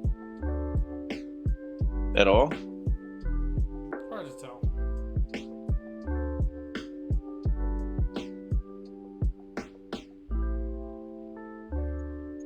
Or should I just shut the fuck up? I said hard to tell? No, just. I said it's I couldn't hard tell to what you tell? It sounded like you burped. Okay. Well, maybe just wait for clarification before you blame yourself. I'm really good at blaming myself. I know you are. It's one of your more annoying traits. Yeah. You're right. It's like anything that happens, you're like, how could this be my fault? No, it's not. How could this be my fault? It's like, God damn it, what did I do? King Kong Dog says NFL will play. NHL on the 1st, yeah. How? I want to know how. I want to hear. Oh, seriously, I want to. How are they gonna play? What do you mean? Like how? Like with football or what? Yeah.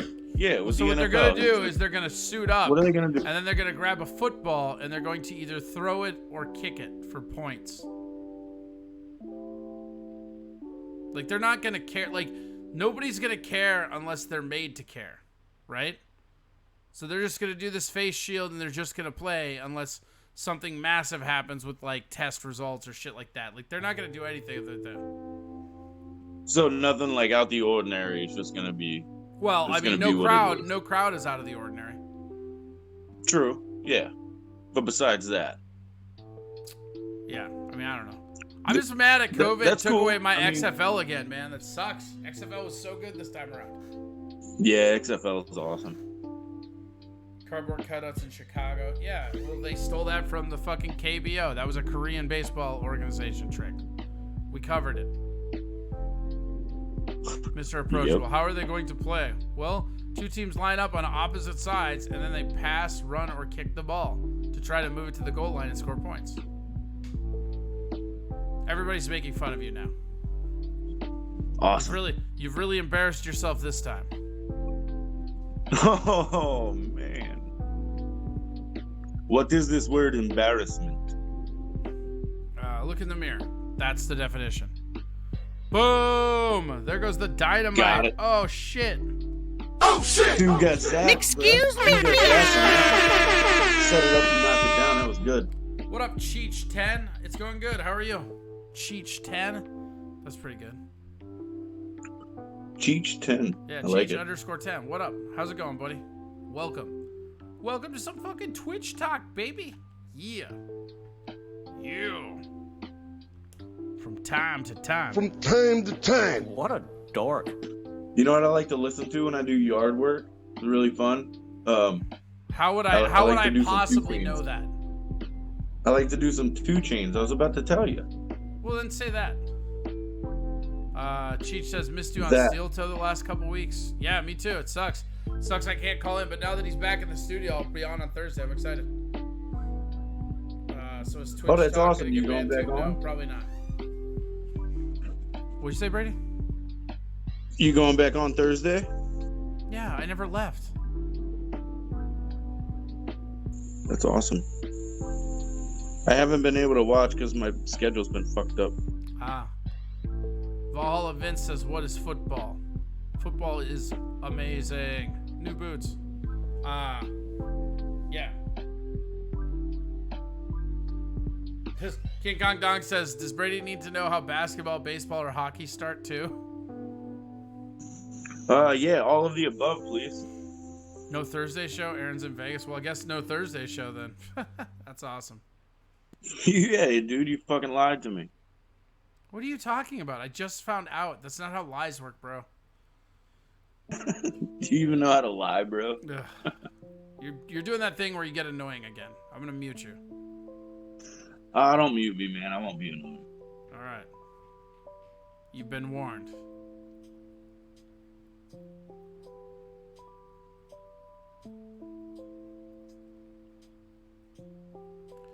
Vikes are going 12-4. Yeah, it could be. I don't know. Let's take a look at the Vikings. I haven't actually looked at their schedule yet.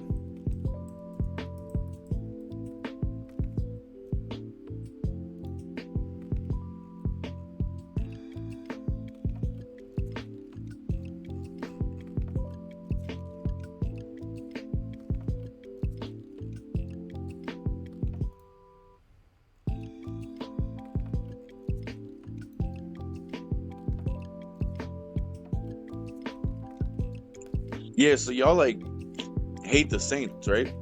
Pretty much everybody here. No. Stop making things about you. We're talking Vikings, bro. Everybody I talk to in Minnesota, it seems like they hate the Saints. Cool story. We're talking about the Vikings. What's your point? There's a couple players on the Vikings I really like. Okay, so what does that have to do with bringing up an imaginary hate grudge with the Saints? My cousin in Louisiana, born and raised, loves the Vikings. Huge Vikings fan. What does that have to do So with that's anything? pretty cool. We're literally going over the games. You don't have to mention every inconsequential detail you know about the Vikings. I'm just letting you know. Okay, Yeah. but it's not applicable. Chill. Just chill, man. Just breathe. Skull. Yeah, weird. There should be a Skull one in there. I don't know why that one's not there. 2010 NFC Championship game. That's why. Well, yeah. I mean, that's why people... I don't know. I don't think people actually hate the Saints. I think they hated that fucking Bounty Gate interaction, but, like, I don't give a shit about the Saints. I actually like Drew Brees, so whatever. I know. How dare I? Okay. So let's figure out what we got for wins here. We're going to keep a tally. Are the Saints going to be doing good this year, Brady? Like, have you looked at their season? Yeah, I have. I think they're gonna do pretty good. They got like a whole new people that they're gonna be against, though. You know, in the division.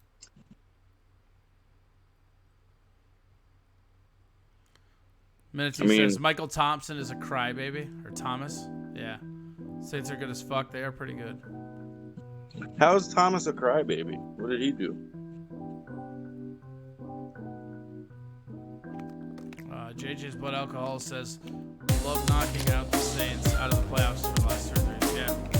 Oh shit, no diggity, gifting a sub to Cheech_10. Thank you so much, Diggity. That's awesome. Thank you.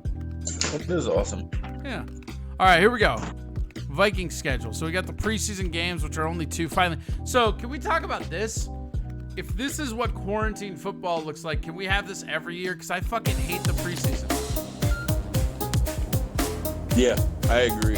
Fuck the preseason. I think that's eliminated, right? That's official. No, there's 2 games. I just said that.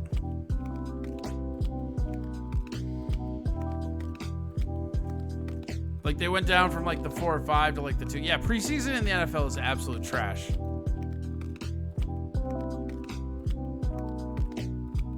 So, all right.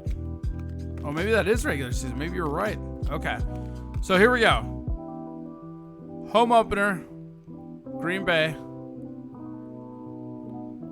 So I'm going to give us the win over to the Packers. I'm going to just go through and so that's 1. At Indianapolis Colts, I feel like we win that, so that's 2. Tennessee. That's at home, though. I feel like we can win that. I'm going to give that to us. No, Brady's right. There's no preseason. Ooh, Texans. I'm going to say that's a loss. So is the Seahawks. So that's 2. Atlanta Falcons is a win. Bye week. Well, that's a loss. We'll give the Packers the respect of the split. Lions we got. Bears at home we usually lose. Or Bears there. Cowboys are soft. Panthers.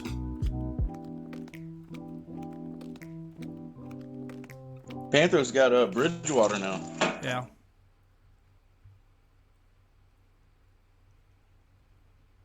I'm happy for him. I like him. Yeah, he's good. Yeah, I hope he does really well. He was on the Saints for a while, right?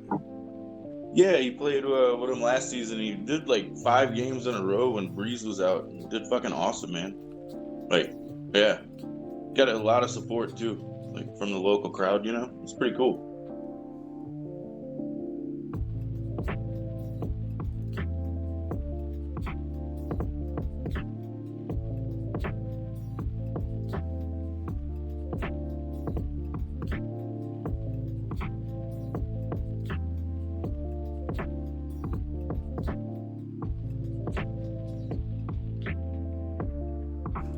So I have them going 11-5, according to what I just looked at. You know That sounds like a pretty good season, man. You know, it's just because you're here, we'll do the Saints too. Oh, you don't have to do that. Oh, we'll do it. Why not?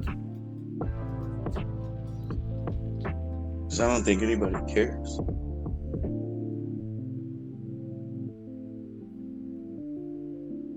Tampa Bay is actually a hard one to pick because, like, who knows if Brady and Gronk, like, is Gronk going to be healthy?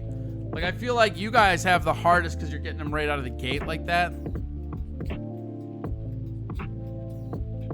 Yeah, I agree. That one's, I looked at that and I was like, God damn, really? Yeah, you guys will lose that Okay. one, I feel like. I feel like they're going to come out of the gate just crazy. I feel like I down feel like the it's gonna road, be a I feel lot. like down the road you guys might have them. Well, we're going to have to figure them out. Like, we got no idea right now, you know? Right. I mean, Sean Payton and the team, they're just...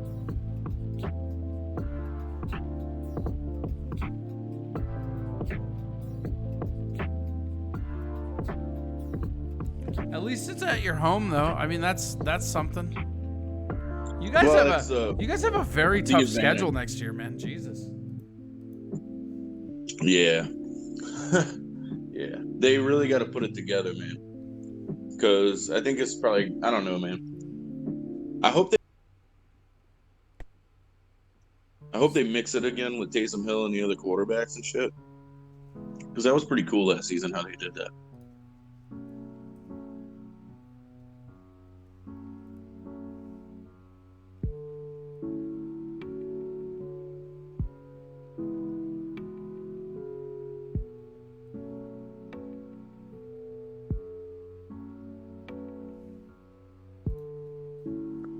Do you know, like, did you watch anything on Taysom Hill, Corey? Yeah, Taysom Hill's great. Yeah. All right, Okay, so I it's fun to watch. have you guys going 9-7. 9-7? Yeah. Yeah. But that's just like you guys have a really tough yeah. schedule. No, I looked at it initially when it first came out, and I had But about you might be able to win that very first Detroit. Like, I just gave Tampa Bay that win out of the gate, so like I can also see 10-6. I was looking at 10-6 or 11-5, you know, but yeah, like I said, you're pretty close because that first game is the toss up for me, you know. Yeah, no, I would say that's all wide receivers are babies. You're not wrong, Vince. Okay, yeah. There's no preseason. Yeah, we covered. I was wrong about that. Brady was right. I was wrong. Preseason is only designed to sell more tickets and get more ad revenue. Yeah, but it doesn't. Does anybody really fucking watch it? I've been to a few preseason games at the Superdome, just something to do, you know. So, but that's about all I've ever gotten out of them.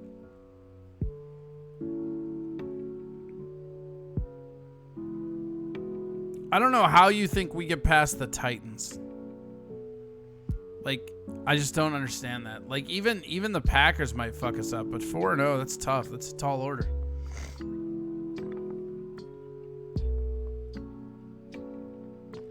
No D. Hope the Vikes beat Texans. Yeah. Preseason kills the Vikings. By the time regular season comes around, every team knows every trick in our playbook. I don't know about that, but I think preseason sucks because it like increases the chance of people getting injured and nobody really cares. So why are we injuring people for games we don't really care about? That's kind of weird to me. Yeah, I agree. It makes 0 sense. 0. They're exhibition games. Eagles versus Chiefs Super Bowl. Yeah, you're dreaming, Dong. Shut up. Eagles versus Chiefs. It's a perfect story. Discipline versus mentor. Shut up. The NFL isn't anime. Oh, is that true, Vince? It's not? Oh, shit. I guess I better put my Dragon Ball Texan jersey down. Texans won't win. They lost Hopkins. They'll still win, man. Like, they still have their fucking, or no, Tennessee. Yeah, all right. You're right. No, you're right. Okay, I can see that. Let's check out your fucking Eagles then, bitch.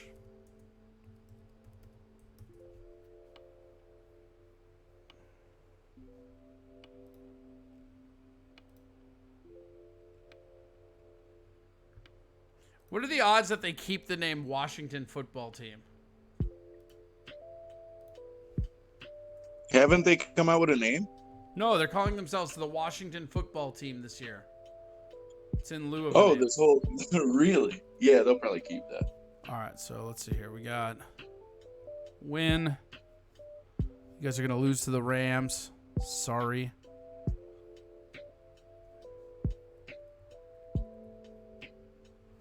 You'll beat the Bengals. You'll lose to the Niners. Jeez, you guys are just gonna go in pairs here. You'll lose to the Steelers.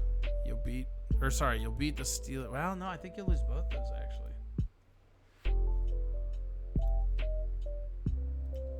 You looking at Philly? Yeah, I'm looking. King Kong Dong's a big Eagles guy, so I just want to take him down a notch. I will say you guys will beat the fucking Giants and the Cowboys. At the Giants, though, you're not going to sweep them. Cleveland, you'll beat.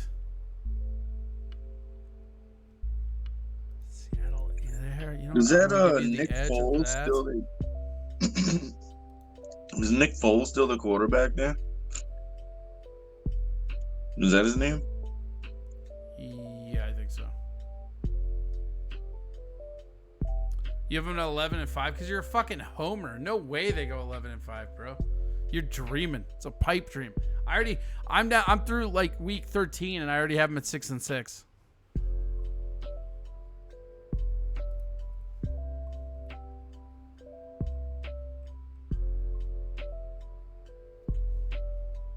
Well, I don't know. That back half's pretty easy.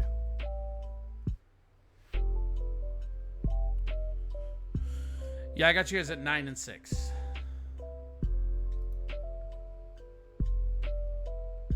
I missed a game. 9-6. That doesn't work. Shouldn't win. Rams loss. Bengals win.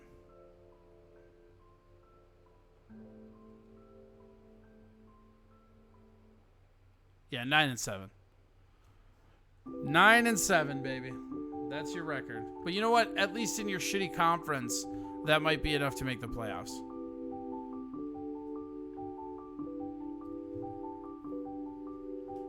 They should go with the Washington, formerly known as the Redskins football club. Why would they do that? That doesn't have a ring to it, and it doesn't address the reason they changed their name.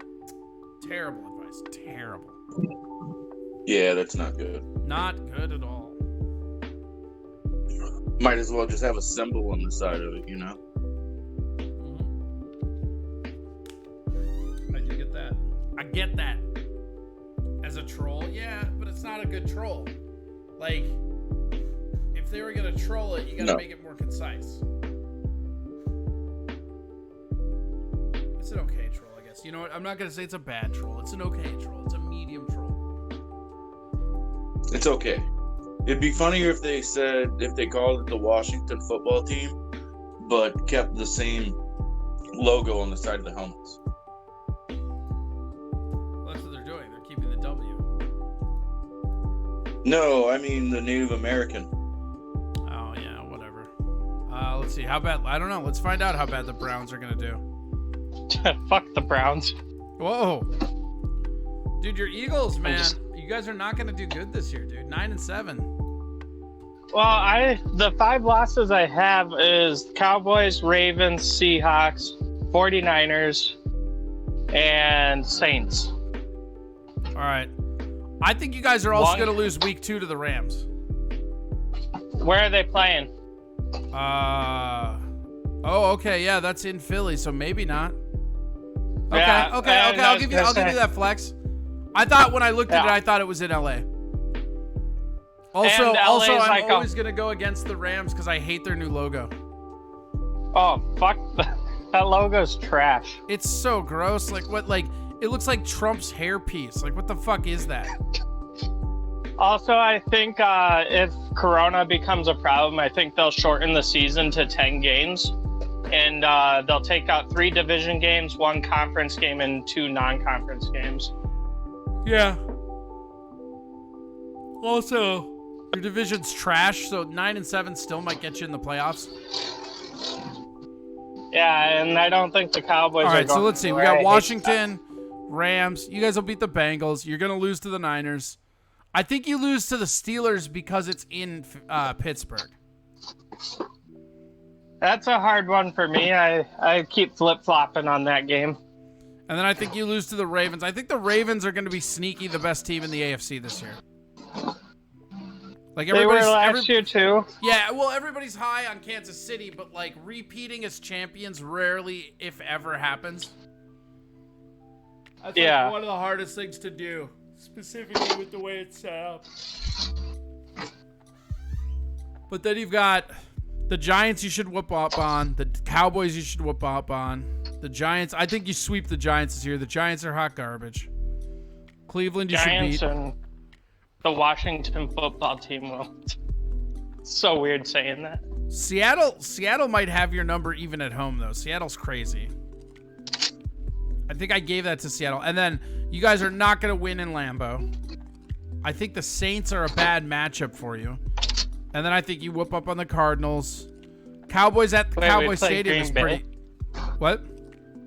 They play Green Bay. I don't have the schedule in front of me. Yep, they play Green Bay week 13 in Lambeau. I'll pick mine over Packers just because I hate the Packers. Right, and I do too, but I'm just picking them as pickers. Like this is what you do. You can't pick with your heart, man. You gotta go by data. And unless you're the Chicago Bears or the Vikings, not many. Like, what's really interesting is the Vikings have the best record in Lambeau of any football team. The second best record in Lambeau is the Bears. Those are literally I think the Bears are going to be literally the only two teams that play okay at Lambeau.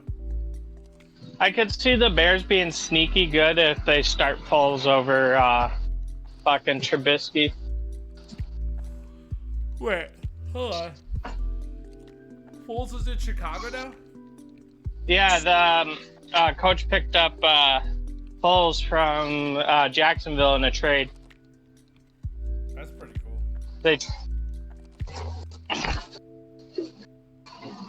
And Nagy and Foles have history together in Kansas City. So who's your quarterback? Carson Wentz. And we drafted that Jalen Hurts guy for backup quarterback. You'll need him. Okay. Carson Wentz doesn't last full seasons, man. He did last year. I think. Yeah, but weren't his numbers absolute garbage? No, he had good. He's the first quarterback to throw for over 4,000 yards and not have a 500-yard receiver. Yeah, he did good. I remember that.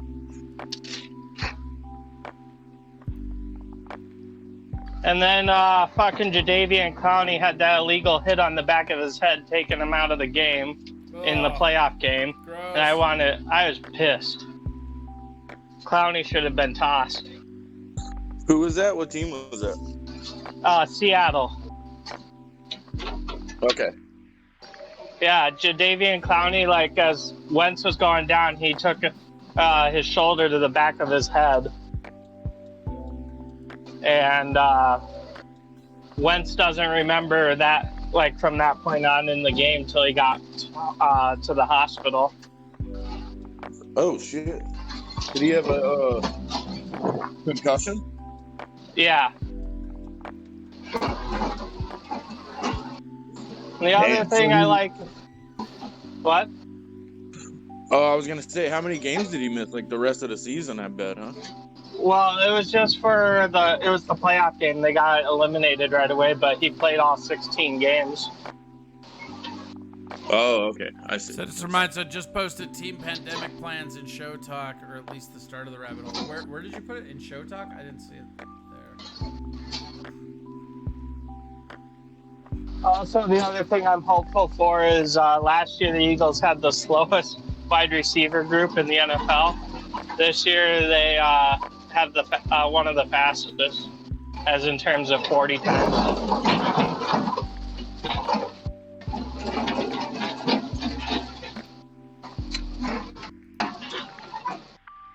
Your team has that? Yeah. And who I think is it's that? They just picked up a bunch of fast people. Oh, okay, cool. So like as a collective, they have like the fastest. Yeah. And last year was one of the slowest. Okay, so this is the pandemic plan? Because everybody was hurt. Okay. This is kind of weird. What, the pandemic plan? I haven't seen it yet.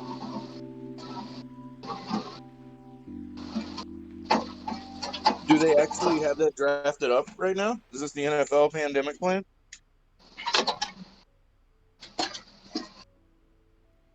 Weird.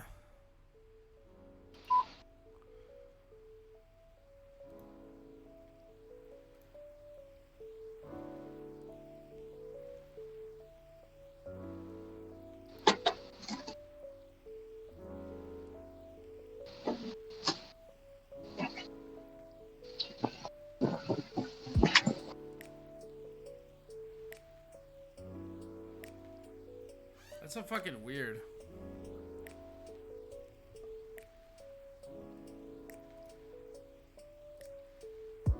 Do you have it up on Twitch? I did. I just took it down. The link is in Oh, on okay. Twitch. Here, I'll bring this link up. I'll put it in Show Talk since it wasn't. I didn't see it in Show Talk, even though supposedly it's posted there.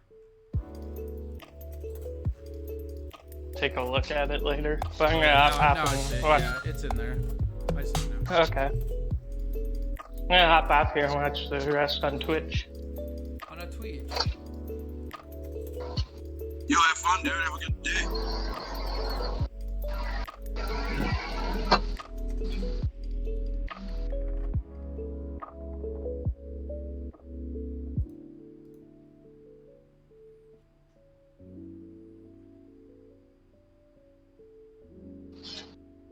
Oh shit, producer Mikey with 2 bits, starting that hype train. Get it, choo choo, baby. Excuse me, bitch. Well, look at that. You can see my dick from here.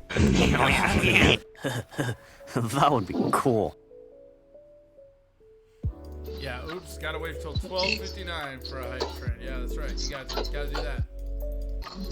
Alright, you know what, let's watch this. Here, I'm gonna mute you guys. We're gonna watch this China thing. I'll be right back.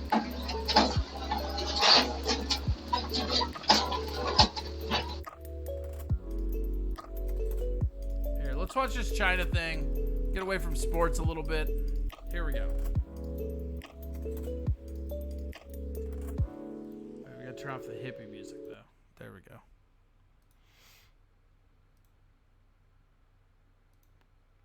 This episode is sponsored by Surfshark. You should be using a VPN like Surfshark to protect yourself whenever you go online. So, people knew something was up when an unusual number of fire trucks showed up outside the Chinese consulate in Houston, Texas this week.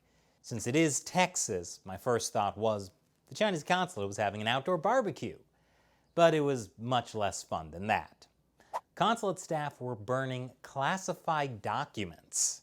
Reports of someone burning classified documents at the Chinese consulate. A source tells us the consulate is being evicted by 4 p.m. this Friday.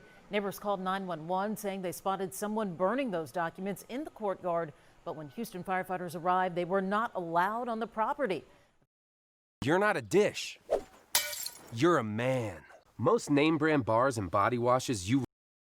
Obviously, the burning question here is, what happened to the consulate's paper shredders? But Hold after on, the document burning...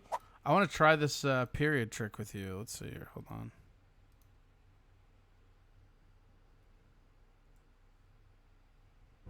A broken healthcare Okay, system. So the period trick A does broken not work. economic system. I put it in. A broken housing Still got it. system. So that's... A broken... That's a trash tip, bro.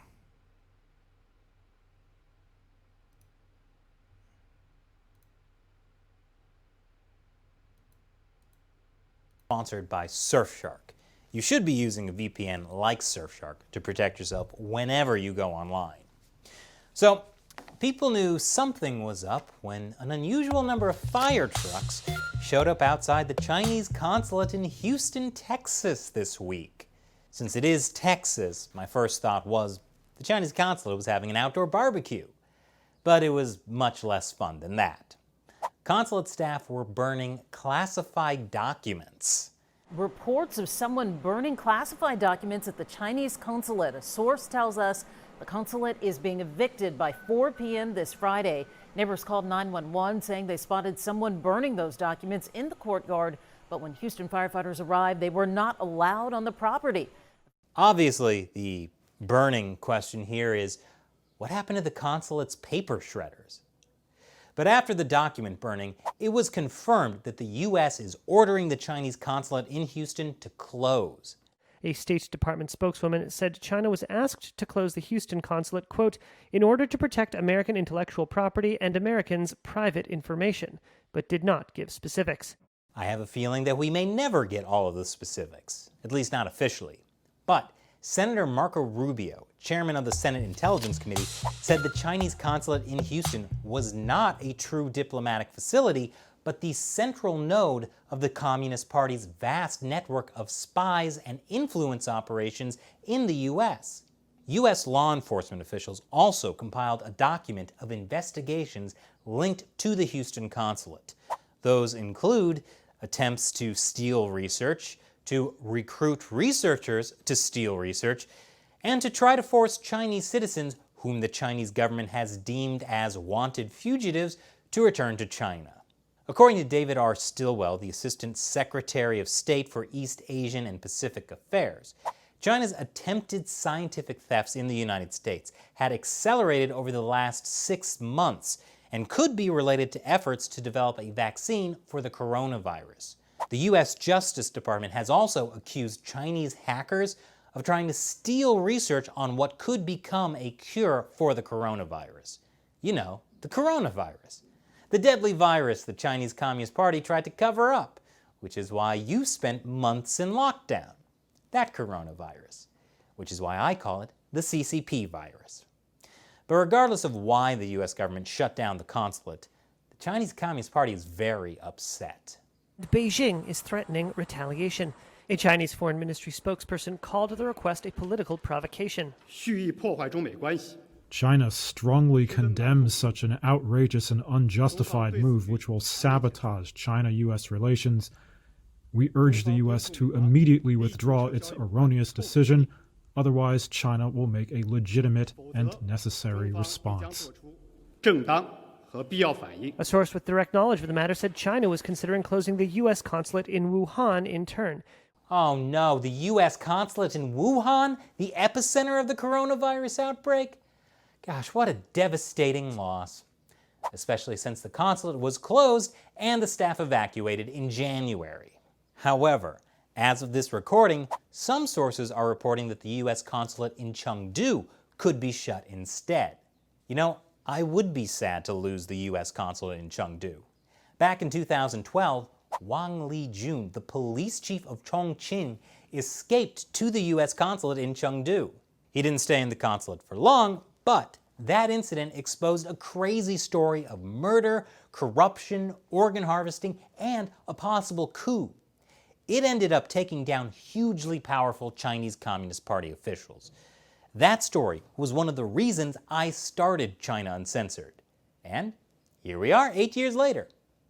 But even without their consulate in Houston, China still has 4 consulates in San Francisco, Los Angeles, New York, and Chicago, as well as an embassy in D.C. Speaking of Chinese consulates, the one in San Francisco is apparently harboring a military-linked fugitive scientist. U.S. federal prosecutors have accused the scientist, Tang Juan, of visa fraud for concealing her links to the People's Liberation Army on her visa application. Tang was working as a researcher at the University of California, Davis. But an investigation revealed that she worked at a PLA-affiliated university in China, and she is considered to be active military personnel. After being visited by the FBI in June, Tang fled to the Chinese consulate in San Francisco. You know, I'm starting to wonder what goes on at these consulates. Of course, closing the Houston consulate is just part of the Trump administration ramping up pressure on the Chinese Communist Party.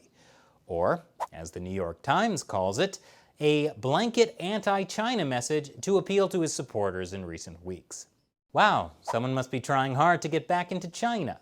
But yes, the desperate election bid included blacklisting 11 more Chinese companies that are using Uyghur slave labor or were conducting genetic analyses used to further the repression of Uyghurs and other Muslim minorities.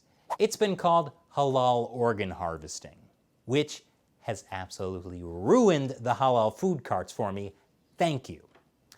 But the U.S. pressure on China doesn't stop there. The House voted to ban TikTok on federal devices, mainly because Bernie Sanders' account was getting really painful. And we'll have more China news headlines after the break. Stay tuned.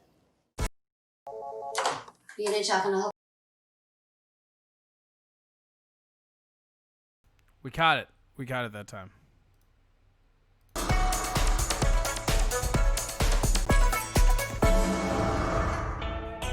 Welcome back. In a move that is sure to make the Communist Party furious, the U.S. State Department has issued a statement condemning the party's brutal persecution of Falun Gong. Falun Gong is that meditation practice that used to be super popular in China, before authorities started killing people for it. And this past week marked the 21-year anniversary of the Communist Party's persecution campaign. Congratulations, Chinese Communist Party! You've gotten away with murdering Falun Gong for 21 years with practically no consequences. Well, it's probably bad karma or something. But whatever, they'll cross that bridge when they come to it. And then, that bridge will collapse into a river of fire. You don't want to mess with bad karma. Speaking of Falun Gong, this week, the human rights group the Lantos Foundation and 21 Wilberforce called out the New York Times for religious discrimination of Falun Gong. It has to do with this article. Basically, being victims of the Chinese Communist Party, some Falun Gong practitioners developed a tool called UltraSurf to get around China's internet firewall. They were seeking State Department funding for UltraSurf. UltraSurf has been used by millions of people to get around China's Great Firewall and around internet firewalls in authoritarian countries like Iran. As the Lantos Foundation / 21 Wilberforce joint statement puts it, in describing tools used to circumvent the internet firewall in closed countries, the reporters made no fewer than 9 references to the personal beliefs and religious practices of 2 developers. Though several other technology companies, NGOs, and other individuals were written about, none of their religious affiliations were mentioned. They point out that if the New York Times used the same treatment for developers who were Catholic, Muslim, or Jewish, there would have been an outcry, and rightly so. Yet the Times' denigrating coverage of Falun Gong is no different and should be condemned in equal terms. Choosing a small persecuted religion to single out does not make the bigotry any more palatable. So, the New York Times wrote a bigoted article that criticizes Falun Gong because 2 people who practice it develop tools that promote internet freedom in China? Like I said, someone must be trying really hard to get back into China. But the U.S. doesn't want to go against the Chinese Communist Party alone. This week, Secretary of State Mike Pompeo traveled to the U.K., where he met with Prime Minister British Donald Trump. Pompeo said the U.S. wants to build a global coalition to counter China's disgraceful menace. Speaking of disgraceful menace, the Chinese ambassador in the UK had a real hard time answering questions about this drone footage from last year. It shows hundreds of blindfolded men being led from a train with vests that say Kashgar Detention Center. Can you tell us what is happening here?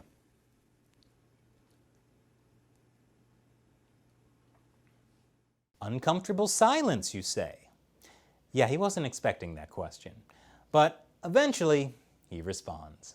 Xinjiang is regarded as the most beautiful place in Xinjiang. Perfect answer. Surely there's no possible retort. Ambassador, that is not beautiful coverage. Lousy, no good British. What about the Opium Wars? Haven't they done enough to try to embarrass China? The interview goes downhill from there. When we see interviews like that, and we see people blindfolded and led off to trains to be taken to re-education camps, it reminds people in the West what was going on in Germany in the 1930s and 1940s. That's totally wrong. That's no such a concentration camp in Xinjiang. You know, there's a All right, lot. okay. There's a lot of fake.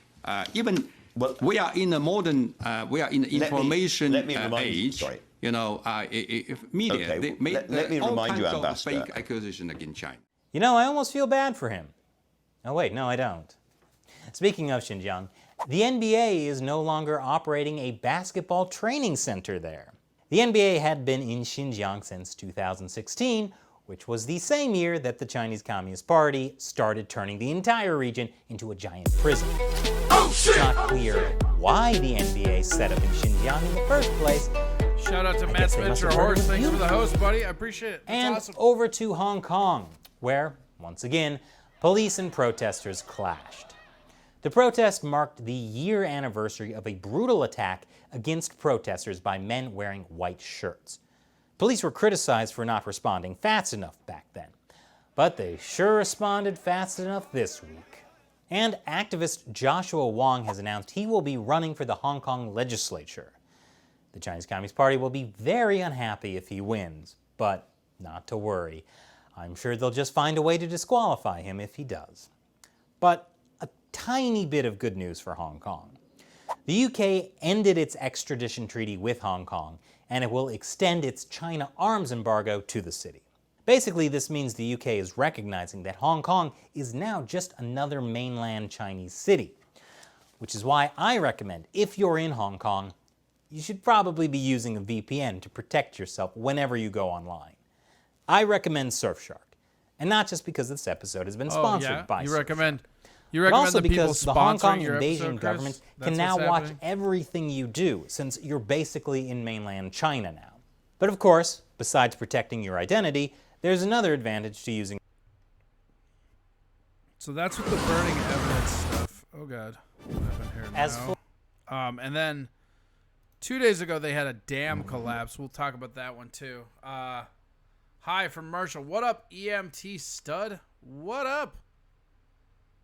Welcome to the show. I'm Ron Burgundy. He does kind of seem like Ron Burgundy, right? And you're right, he is a little creepy. Breaking news. China is a smelly pirate hooker. Yeah, fair. What are they going to do? Release a virus? Ooh, too soon. Have a great day, Wuhan, and go fuck yourself, yeah? So this begins the wartime to get into Hong Kong. I think that we should roll on Hong Kong. I really do. Like, the people hate mainland China, and they would actually help us. So, and now there's floods and shit. I mean, like, shit is crazy over there. Producer Mikey, did you hear there are conspiracy theories that Dr. Anthony Fauci created the virus? No, there aren't. Are there? Ugh. God, they will conspiracy theory. Like, I love conspiracy theories, but people will conspiracy theory over fucking anything. That's fucking crazy right there. I like this guy. Yeah, he's pretty good.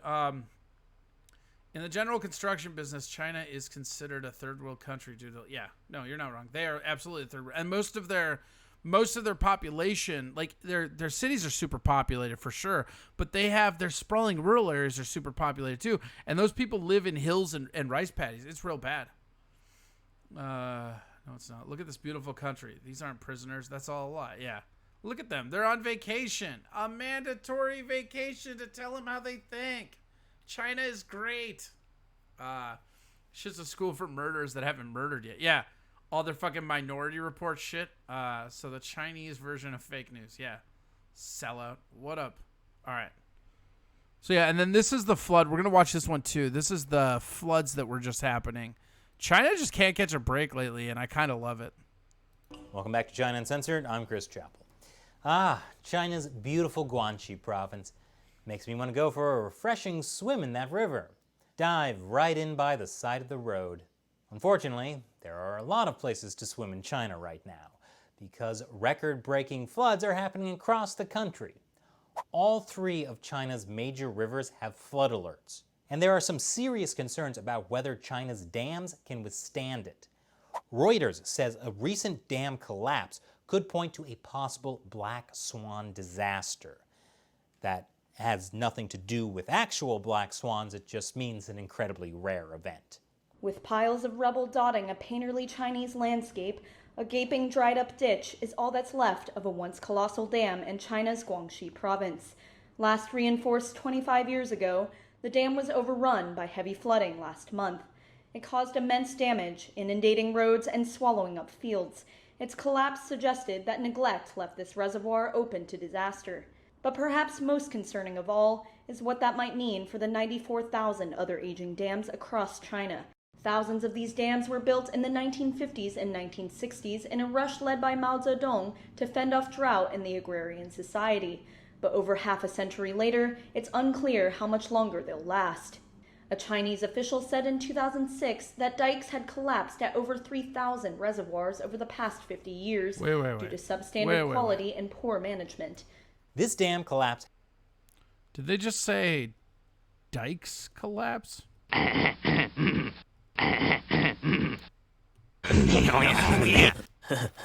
That would be cool. Happened back in June, but was not reported by Chinese media.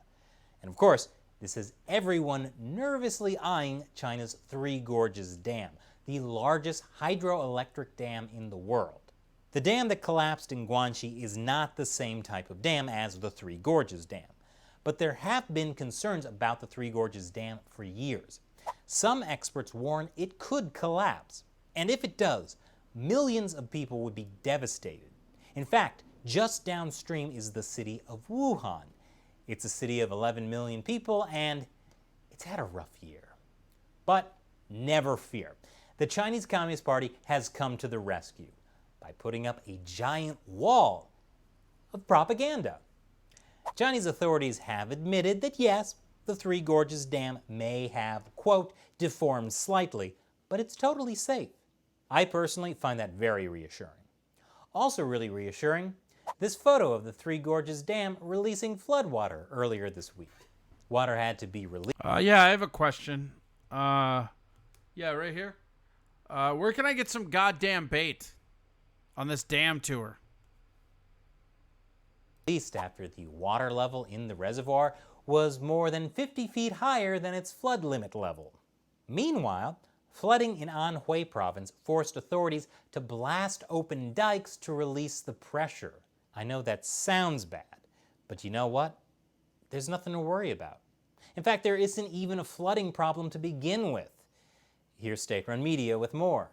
The internet keeps spreading the information about floods to your cell phone. It is the improved internet access that gives everyone a false impression that flooding is getting more serious year after year, a state-run TV anchor said. Yep, this is totally normal flooding. Nothing to worry about. In fact, Chinese state-run media have described it as beautiful and fairy-like. Their news reports are full of positive energy and even describe the submerged cities as beautiful landscapes of lakes and mountains. So there isn't anything unusual about this flooding other than it's unusually beautiful. Like this beautiful photo of a rainbow over the Three Gorges Dam as it releases tons of floodwater. I feel better already. And now is the time when I answer questions from you, my loyal 50-cent army, fans of the show who support what we do through the crowdfunding website Patreon. Biopox asks, with all the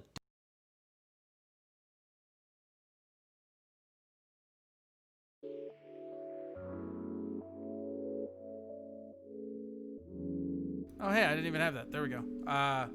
Yeah, that's what's going on in China. Bunch of mass floods that they're denying. Can't fucking talk. Let's see. We'll allow that comment for I love me some dikes. She's got a gaping hole. I've actually got it. Yep. Sounds like God is playing population control. It does kind of sound like God is playing population control, right?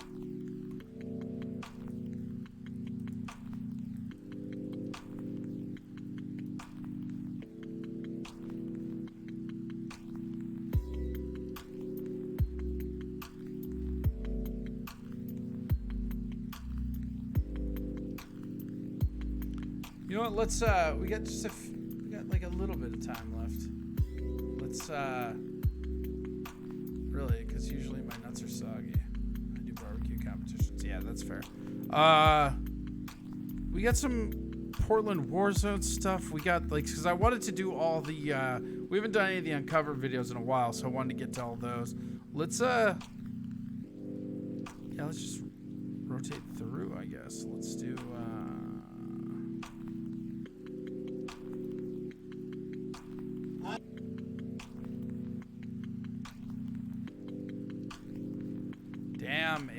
I see what you did. I see what you did there. It's pretty good. I see what you did there.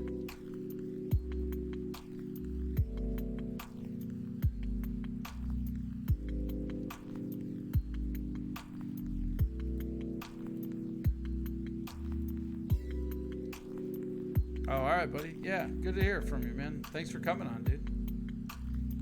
What happened? Oh, you got Mike? Hey. There we go. Perfect. Yeah, thanks for coming on, dude. I unmuted you. You can pop in, say hi. My wife is giving me that fucking look. Yeah, you got to get going. All right, so here's some stuff about the U.S. ramping up the tariffs and the war on China stuff. I mean, this shit is about to get like really interesting and really involved. And again, if you're paying attention, this shit is just bananas over in China. Corey, does Tuesday or Wednesday night work better for you? Probably Tuesday, because I usually have the show on Thursday. But yeah, whatever. All right, here we go.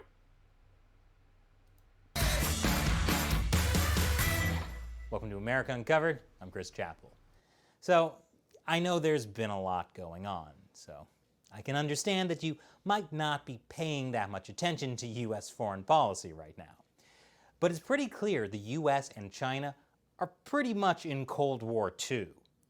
Actually, China has been in Cold War II for years, and now the U.S. is finally catching on. And now that they have caught on, here are 7 ways the U.S. government is ramping up the pressure on China. Number 7, calling out the Chinese Communist Party. Did you know the FBI opens a new counterintelligence case on China every 10 hours? That was a pretty big revelation from FBI Director Christopher Wray this month at a speech at the Hudson Institute. But he went further, calling China the greatest long-term threat to the U.S. The greatest long-term threat to our nation's information and intellectual property and to our economic vitality is the counterintelligence and economic espionage threat from China. It's a threat to our economic security and, by extension, to our national security. Wray also did an interesting thing in his speech. He specifically called out the Chinese Communist Party. This is not about the Chinese people, and it's certainly not about Chinese Americans. Every year, the United States welcomes more than 100,000 Chinese students and researchers into this country. For generations, people have journeyed from China to the United States to secure the blessings of liberty for themselves and their families. And our society is better for their contributions. So when I speak of the threat from China, I mean the government of China and the Chinese Communist Party. Now, we've been calling out the Chinese Communist Party for years on our other show, China Uncensored. So I'm happy to see the U.S. government is finally following our lead, which is what I'm assuming happened. And I will not be fact-checking that. But the FBI director's speech wasn't just a one-off thing. It's part of a series of speeches on the threat of the Chinese Communist Party. Starting last month with National Security Advisor Robert O'Brien, who was even more direct. The Chinese Communist Party is a Marxist-Leninist organization. The party General Secretary Xi Jinping sees himself as Joseph Stalin's successor. Whoa, whoa, whoa. Did he just compare Xi Jinping to Stalin? That's a little unfair. Young Stalin was way more handsome. I mean, young Xi Jinping was no troll, but let's be honest. At the Communist Party, Stalin gets all the girls. And probably some of the guys. Now, for decades, the U.S. believed that China would become more free if we engaged with them and did more business with them. O'Brien called this the worst American foreign policy failure since the 1930s. And he said it happened because we didn't understand the ideology of the Chinese Communist Party. Instead of listening to what CCP leaders were saying, instead of reading what they wrote in their key documents, we closed our eyes and our ears. We believed what we wanted to believe, that these party members were communist in name only. Look, just because communist officials are rich and corrupt, that doesn't mean they're not communists. It just means they're also hypocrites. Now, these speeches came after the Trump administration released a document laying out the United States' strategic approach to the People's Republic of China. We're just going to do a balance test. We're going to test you before and after wearing the towel patch. Okay.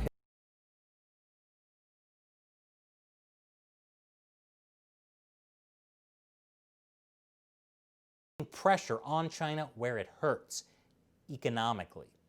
Which leads us to number 6, decoupling economies. The idea the US should decouple its economy from China has been around for a while. But it seemed like with President Trump's insistence on the biggest trade deal ever seen, that wasn't going to happen. But that was January, when we were all so much more fresh-faced and optimistic about 2020. Halfway through the year, things are looking a little different, and talk of decoupling is back. America's top trade negotiator, Ambassador Robert Lighthizer, on Wednesday told Congress he did not think it would be possible to, quote, decouple the economies of the two countries. Trump contradicted Lighthizer in a tweet Thursday, writing, quote, "The U.S. certainly does maintain a policy option under various conditions of a complete decoupling from China." Even Treasury Secretary Steven Mnuchin, who's known for being softer on China, has said that decoupling will actually happen if U.S. firms can't compete fairly in China. U.S. firms being treated fairly in China. I wouldn't hold my breath for that one. Which means that U.S. companies should prepare for the U.S. and China to decouple. Of course, decoupling isn't easy. Japan is actually giving money to companies to pull out of China. The U.S. isn't going that far yet, but there could be more government actions to help. According to government officials, tax incentives and potential reshoring subsidies are among measures being considered to spur changes. I could do an entire episode on what decoupling would mean for the U.S. economy, but that's not this episode. However, a related issue is number 5, targeting Chinese companies for security issues. Chinese apps like TikTok and WeChat have long been a security concern. Recently, India banned almost 60 of them. The US is now hinting at that too. The US government is looking into allegations TikTok violated children's privacy. On Monday, Secretary of State Mike Pompeo said the United States was certainly looking at banning the app. He suggested it shared information with the Chinese government. TikTok denied the accusation. Any potential ban would be a heavy blow for TikTok. It said last year that 60% of its 26 million monthly active users in the US are aged 16 to 24. US lawmakers have also raised national security concerns over TikTok's handling of user data. I guess my dream of becoming a TikTok star may never come true. But it's not just TikTok the US is worried about. The Pentagon recently released a list of Chinese companies that have ties to the People's Liberation Army. That's the Chinese Communist Party's military. Yes, in China, the military belongs to the party, not the government. And one of those companies is the Chinese telecommunications company Huawei. Leave a comment if you're watching this episode on a Huawei phone. The US government has considered Huawei a security threat since the Obama administration. It's one of the several things that Trump and Obama agree on. Besides blacklisting Huawei in the US, the Trump administration is also trying to convince allies that they should cut ties with Huawei, which is just one of the ways the US is doing. Do you know what mattress ranked #1 in customer satisfaction by J.D. Power? No! I need to get that up. I think their religion is mostly atheist. I think. Let's see here. All right. Turn me on. I gotta get where. Yeah. This guy's sitting back. Is like, what's going on? Yeah. No. Who's murdered more internationally? I don't know. Where's that ad blocker? I haven't set it up yet. I'm getting it. Pie hole. Yeah, they blur porn. BS. Yeah, that's right. You're not gonna get me on my side if you blur porn, right? It's violated children policy, so that means TikTok can live near schools and must register as a predatory offender. Not in China. Epic Dance Party. I have a kid in China. I knocked up an exchange student, and she went back before he was born. Oh, that's pretty nuts. Yeah, they have to worship socialism, bro. Working with allies to pressure China. Chinese state-run media want you to believe that challenging China is something that only a lonely loser like America would do. And American mainstream media want you to believe that the U.S. is isolating itself and refusing to lead. But when it comes to China, neither is true. The U.S. government is building coalitions to pressure the Chinese Communist Party. From the Five Eyes countries of the UK, Canada, Australia, and New Zealand, to Asian allies like South Korea and Japan. Although this isn't just because of U.S. leadership. A lot of it has to do with the actions of the Chinese Communist Party, which, once again, is bringing the world together. But the U.S. is taking advantage of that to press its case, by doing things like creating an economic prosperity network of trade partners, and working with allies to create an alternative to China's Belt and Road Initiative. National Security Advisor Robert O'Brien is even traveling to Europe this week for talks on China. Speaking of security issues, number 3, selling missiles to Taiwan.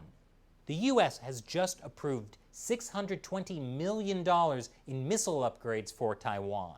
That feeling you get when you have no official diplomatic ties with the country, but still sell them weapons. Of course, the editor-in-chief of my favorite Chinese state-run media, the Global Times, had this to say on Twitter, which is banned in China. PLA is fully capable of destroying all of Taiwan's military installations within a few hours, before seizing the island shortly after. Chinese army and people have such self-confidence. At the same time, we strongly support maintaining peace. Sparking a conflict should be avoided. Yes, clearly they strongly support maintaining peace. But I don't know why they're upset. From the Communist Party's point of view, Taiwan is China. So it's like the U.S. gave China $620 million worth of missile upgrades. Anyway, let's just hope Cold War II doesn't turn into World War III. But it's not just U.S. military support for Taiwan. U.S.-Taiwan relations haven't been this good since Chiang Kai-shek. Taiwan is reopening its consulate on Guam. U.S. lawmakers have proposed the bipartisan Taiwan Fellowship Act, which would create a program for U.S. government employees to live and work in Taiwan. And one U.S. lawmaker, Congressman Michael McCall, has suggested that the U.S. could give Taiwan full diplomatic recognition. The Chinese Communist Party hates this idea, possibly more than they hate number 2, punishing Chinese officials for human rights violations. Remember the days when it was cool for Hollywood to stand up for Tibet? Even though you'll never see Hollywood criticizing the Chinese Communist Party today, the U.S. government is making up for it, particularly Mike Pompeo. Not quite the same as Richard Gere. The Chinese Communist Party has banned foreigners from traveling to Tibet.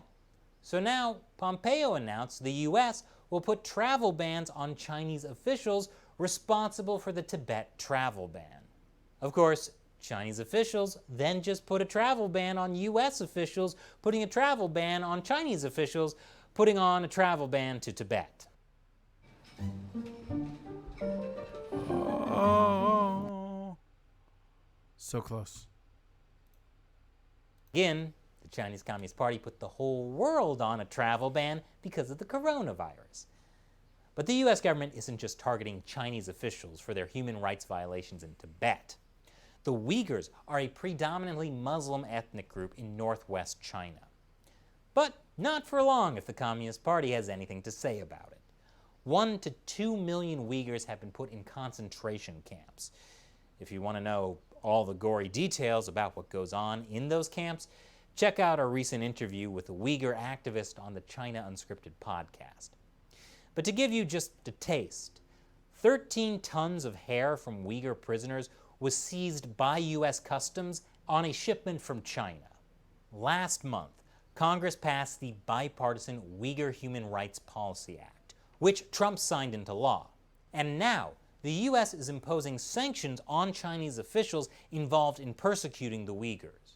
Washington blacklisted Xinjiang's Communist Party Secretary Chen Chuan-kuo, a member of China's powerful Politburo, and 3 other officials. Chen is widely considered the senior official responsible for the security crackdown in Xinjiang, where United Nations experts and activists estimate more than 1 million Muslims have been detained in camps.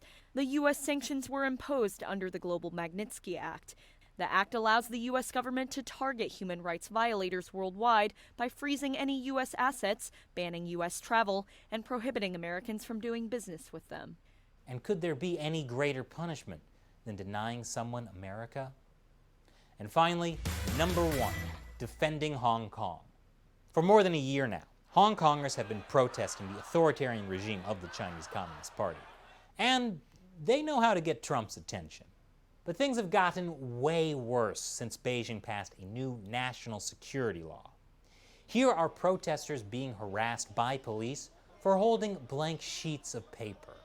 I thought the national security law would make criticizing the Communist Party illegal.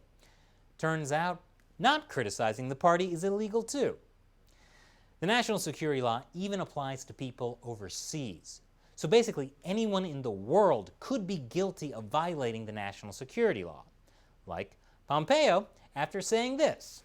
Free Hong Kong was one of the world's most stable, prosperous, and dynamic cities. Now it will be just another communist-run city where its people will be subject to the party elite's whims. I'd recommend not traveling to Hong Kong anytime soon. But Congress unanimously passed and Trump signed the Hong Kong Human Rights and Democracy Act, and that hits hard. We recently announced visa measures against Chinese officials responsible for undermining Hong Kong's autonomy. We will also be changing the way we handle exports of defense material and sensitive technology to Hong Kong. Fuck those guys forever, Other right? measures are under review in a process led by the White House. What other measures? Well, let's just say there are some nuclear options. Okay, not actual nukes. Nukes are good if you need to restart the sun or the Earth's core, but not for saving Hong Kong. Essentially, what this would mean is this. The Hong Kong dollar is pegged to the US dollar. The US could potentially limit Hong Kong banks' ability to buy US dollars, and then the Hong Kong economy kind of implodes, which would really hurt Chinese Communist Party members who tend to be the wealthy elite. More than half of Hong Kong's estimated private wealth of more than $1 trillion comes from mainland individuals. Of course, disrupting the dollar peg would also be bad for Hong Kong and the US, so it's not the most likely option. But the US government's policy toward Hong Kong is a good example of their new approach to the Chinese Communist Party. According to their strategic approach document, when quiet diplomacy proves futile, the United States will increase public pressure on the Chinese government and take action to protect United States interests by leveraging proportional costs when necessary. Basically, the US government said they were going to respond, and then they did. So it's clear the US government is really putting pressure on the Chinese Communist Party. And now it's election season, which means who can be tougher on China will be a major campaign issue. Joe Biden criticizes Trump for being too soft on China. Trump accuses Biden of being too soft on China, and Xi Jinping sweats a little more. And of course, if you want to stay up to date on the latest China news, be sure to subscribe to my other channel, China Uncensored. Before I go, I just want to give a big shout out to all of All right, so that is the pressure up, and then this was the U.S. rejecting those terms. They are literally stoking it. Like, yeah, I'm with you, Dong. It's like, here's the thing. I don't like war, but he was going to shout you out. And he goes, yeah, I don't need to hear the shout out on my own video. I know.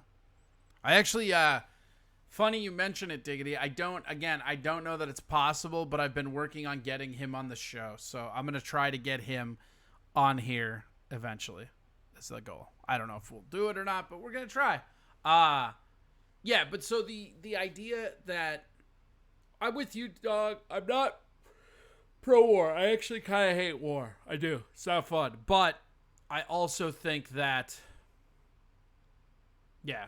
Well, but they can't really though. They can't do it. Like the idea that China can call in our debt is bullshit. All we have to do is tell them no and fiat our currency to 1, and then they're fucked because all the debt they bought doesn't mean anything. That's why this is such an interesting thing. But more importantly, if we roll on Hong Kong, the people would actually help us, and more importantly, China's economy would be fucked because they balance a lot of their economy based on us. So, no, we still might. I think that we will. I wouldn't want fiat currency. Them cars are shit. Yeah, no, I know. I get it. That's pretty good. Pretty good, you piece of shit. You piece of fucking shit. God damn it, that was pretty good. So here's this is the South Sea claims one. And again, we're going to go through this and get all the uncovered stuff out. There's a bunch of clips today on it because I wanted to hit this. So here we go. We'll finish this one up. Boom. To America Uncovered, I'm Chris Chappell. The South China Sea. Trillions of dollars worth of shipping goes through here each year. It's also got loads of natural resources. Several countries border it. Brunei, Indonesia, Malaysia, the Philippines, and Vietnam. But China claims it all. How? Well, as China's former foreign minister Yang Jiechi told those countries 10 years ago, China is a big country, and other countries are small countries, and that is just a fact. But now the U.S. is saying enough. The Trump administration piled pressure on China Monday, rejecting nearly all of Beijing's territorial claims in the South China Sea. U.S. Secretary of State Mike Pompeo, in a statement, called the claims unlawful and denounced China's, quote, campaign of bullying to control them. That quickly sparked anger from China's foreign ministry, who responded at a press conference on Tuesday. The U.S. statement ignores the history and objective facts of the South China Sea issue. Oh, actually, the U.S. is finally paying attention to history and objective facts in the South China Sea issue.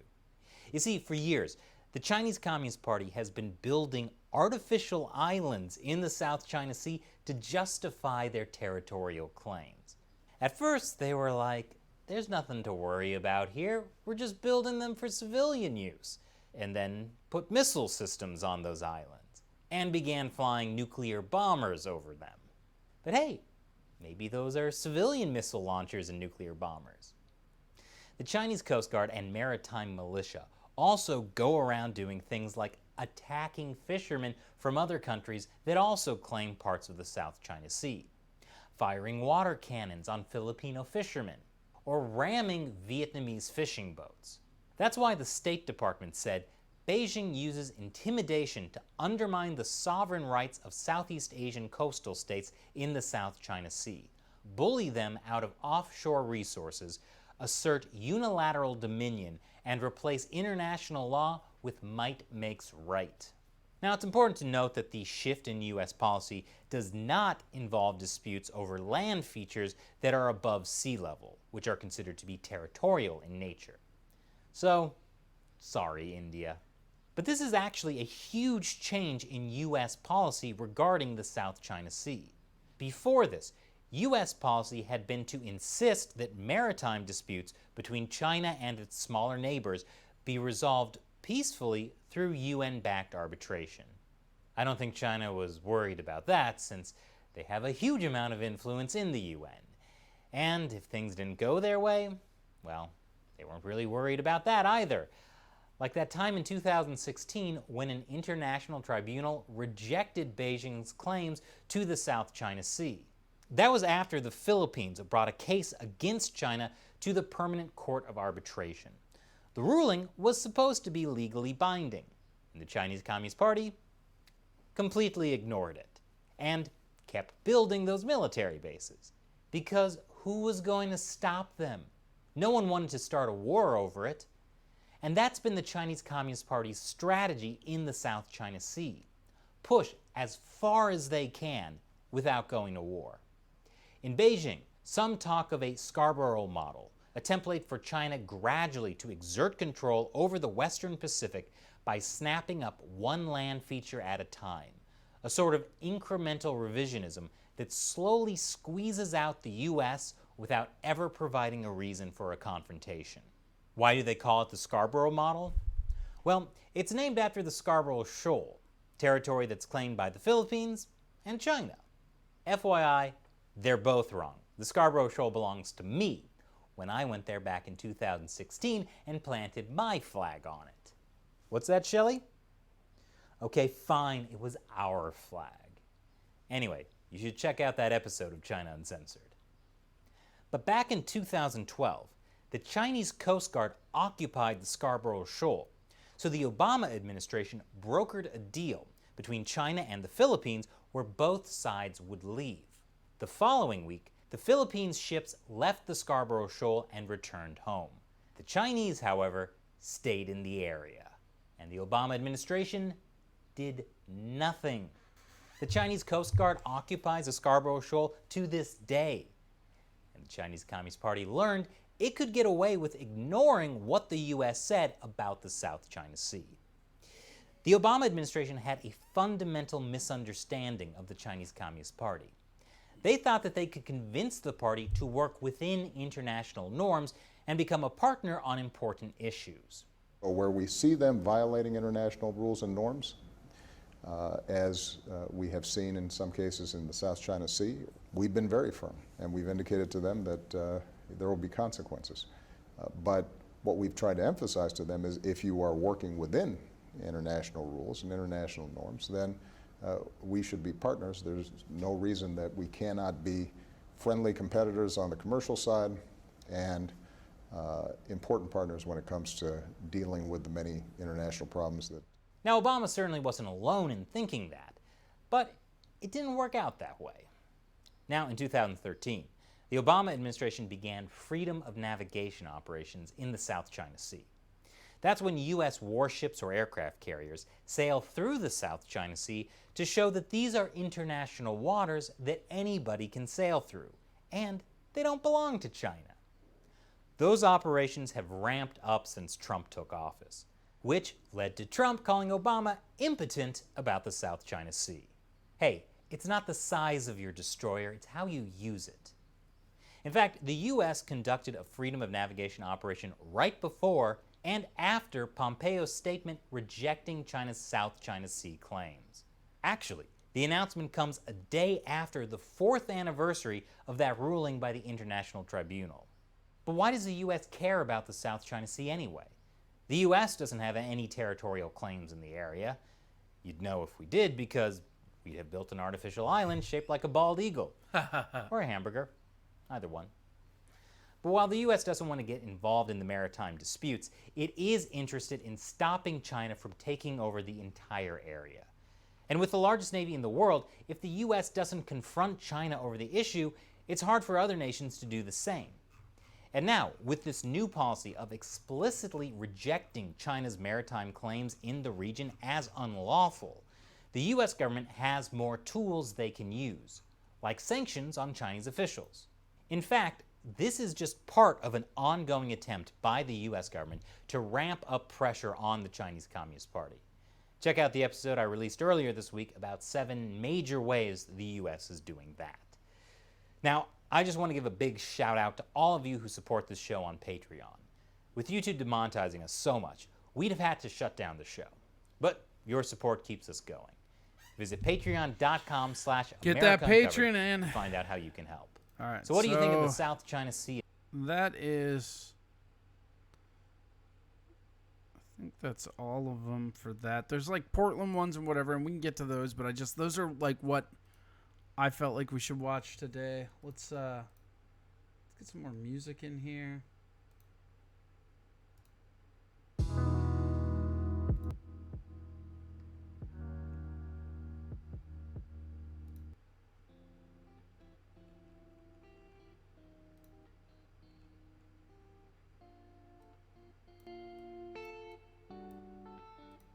There we go. Yeah. Australia already started. They are building more boats to get ready to reclaim the South Sea. Yeah, I mean, it's what's going to happen, man. We're going to take Hong Kong.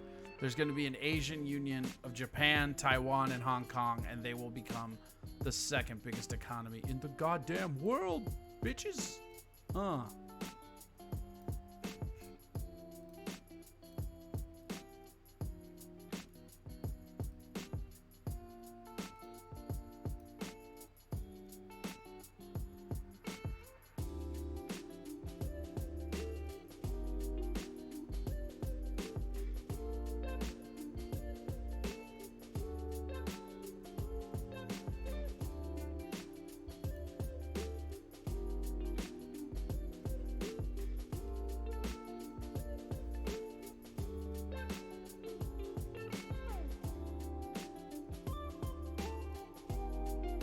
Just saying, how funny would it be for some guy to splatter on the street and then it just starts raining confetti and glitter? I think that would be tragic. Will Hong Kong still have their annual ping pong tournament? I don't know. You'd have to ask King Kong. He'd know, right? Yeah. Fuck yeah. I don't know. It's kind of like vindicating because China's something that we've tried to address on this program a bunch.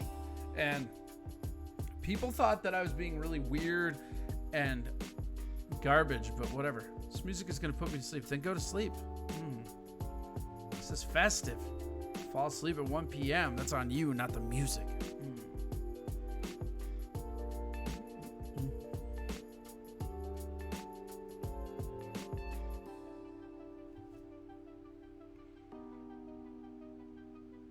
Do you want better? Do you want like trap music?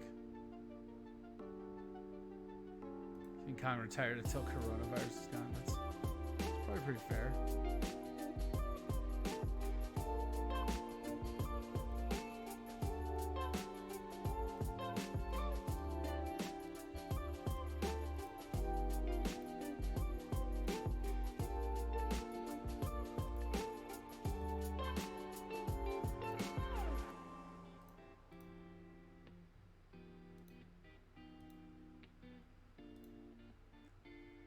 Let's see. You don't like this one. Let's find something you like then.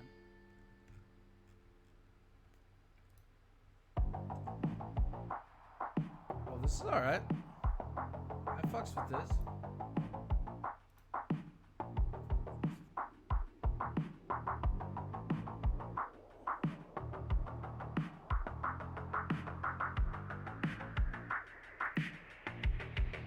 Putting dollars in. Well, maybe my dollar will work better because my mommy said I'm putting dollars in. What are you doing? A steel toe clip? All right. Let's see. What do you guys got? Whoop. Well, maybe my dollar will work better because my mommy said I'm special. Putting dollars in. Well, maybe my dollar will work better because my mommy said I'm special. Putting dollars in. Well, maybe.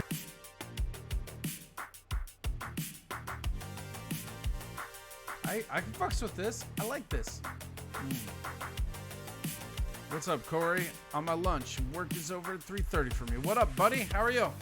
Welcome to what's left of the show. We did some Viking predictions. I got the Vikings going 11-5 this year. Feeling pretty good about that.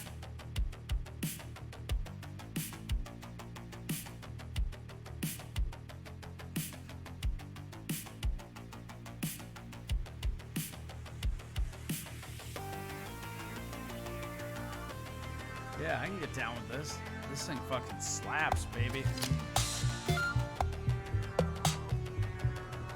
Fuck yeah. Hey, give some bits, you assholes. Let's do it. We're almost done anyways. And I'm gonna go lay in my inversion table. Stretch out my back, baby.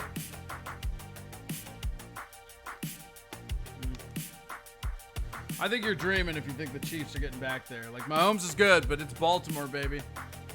Baltimore and maybe the Niners again. That Niners team, man, they are young and they are not going anywhere. Oh, thanks, man. It's miniature horse. Super rad. Yeah, I think China, we got to go at them, man. It sucks, but it's just what it's going to have to be, I guess. Yeah, I don't know. I can see that. Too different. Whatever. It's all good. Oh, well, you know what? I think we're going to be done for today. I got some good stuff planned tomorrow. I'll also be online playing games. So we're going to have to migrate back over to the game channel. So follow TwitchTok Cast. That's where all the games are going to be. We just got to do the show for a while, get the averages back up, and we'll be back on here. We got that patch cable coming. We'll probably be playing some, I don't know what the fuck we'll be playing. Maybe some Sea of Thieves. Maybe I'll even hang out with a local pirate legend.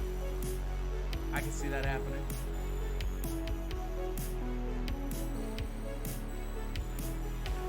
Don't forget to donate over on Venmo, or just donate straight up here. If you want to join in on the show, come on over to the Discord, and if you want to follow me, Go to any of those right there. Corey Adam Comedy across all media platforms. You guys have been awesome. This has been a pretty good one. We got through it all. Talked a little bit about China. The China virus. Yeah, you guys have been rad. Let's go over into the end phase. I think we're done for today. I think that'll be a wrap. A wrap on this bad boy.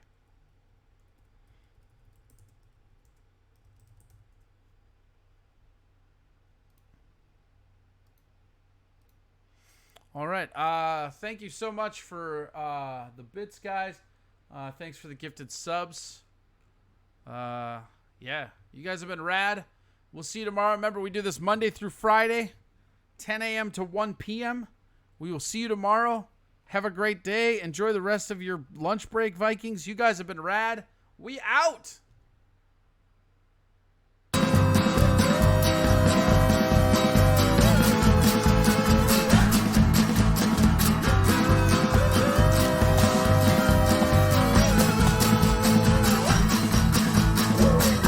Our town, the microphone upon his hip. He suffered fools and he never took no lip. And after serial libertarian, then he came to talk some shit. He said,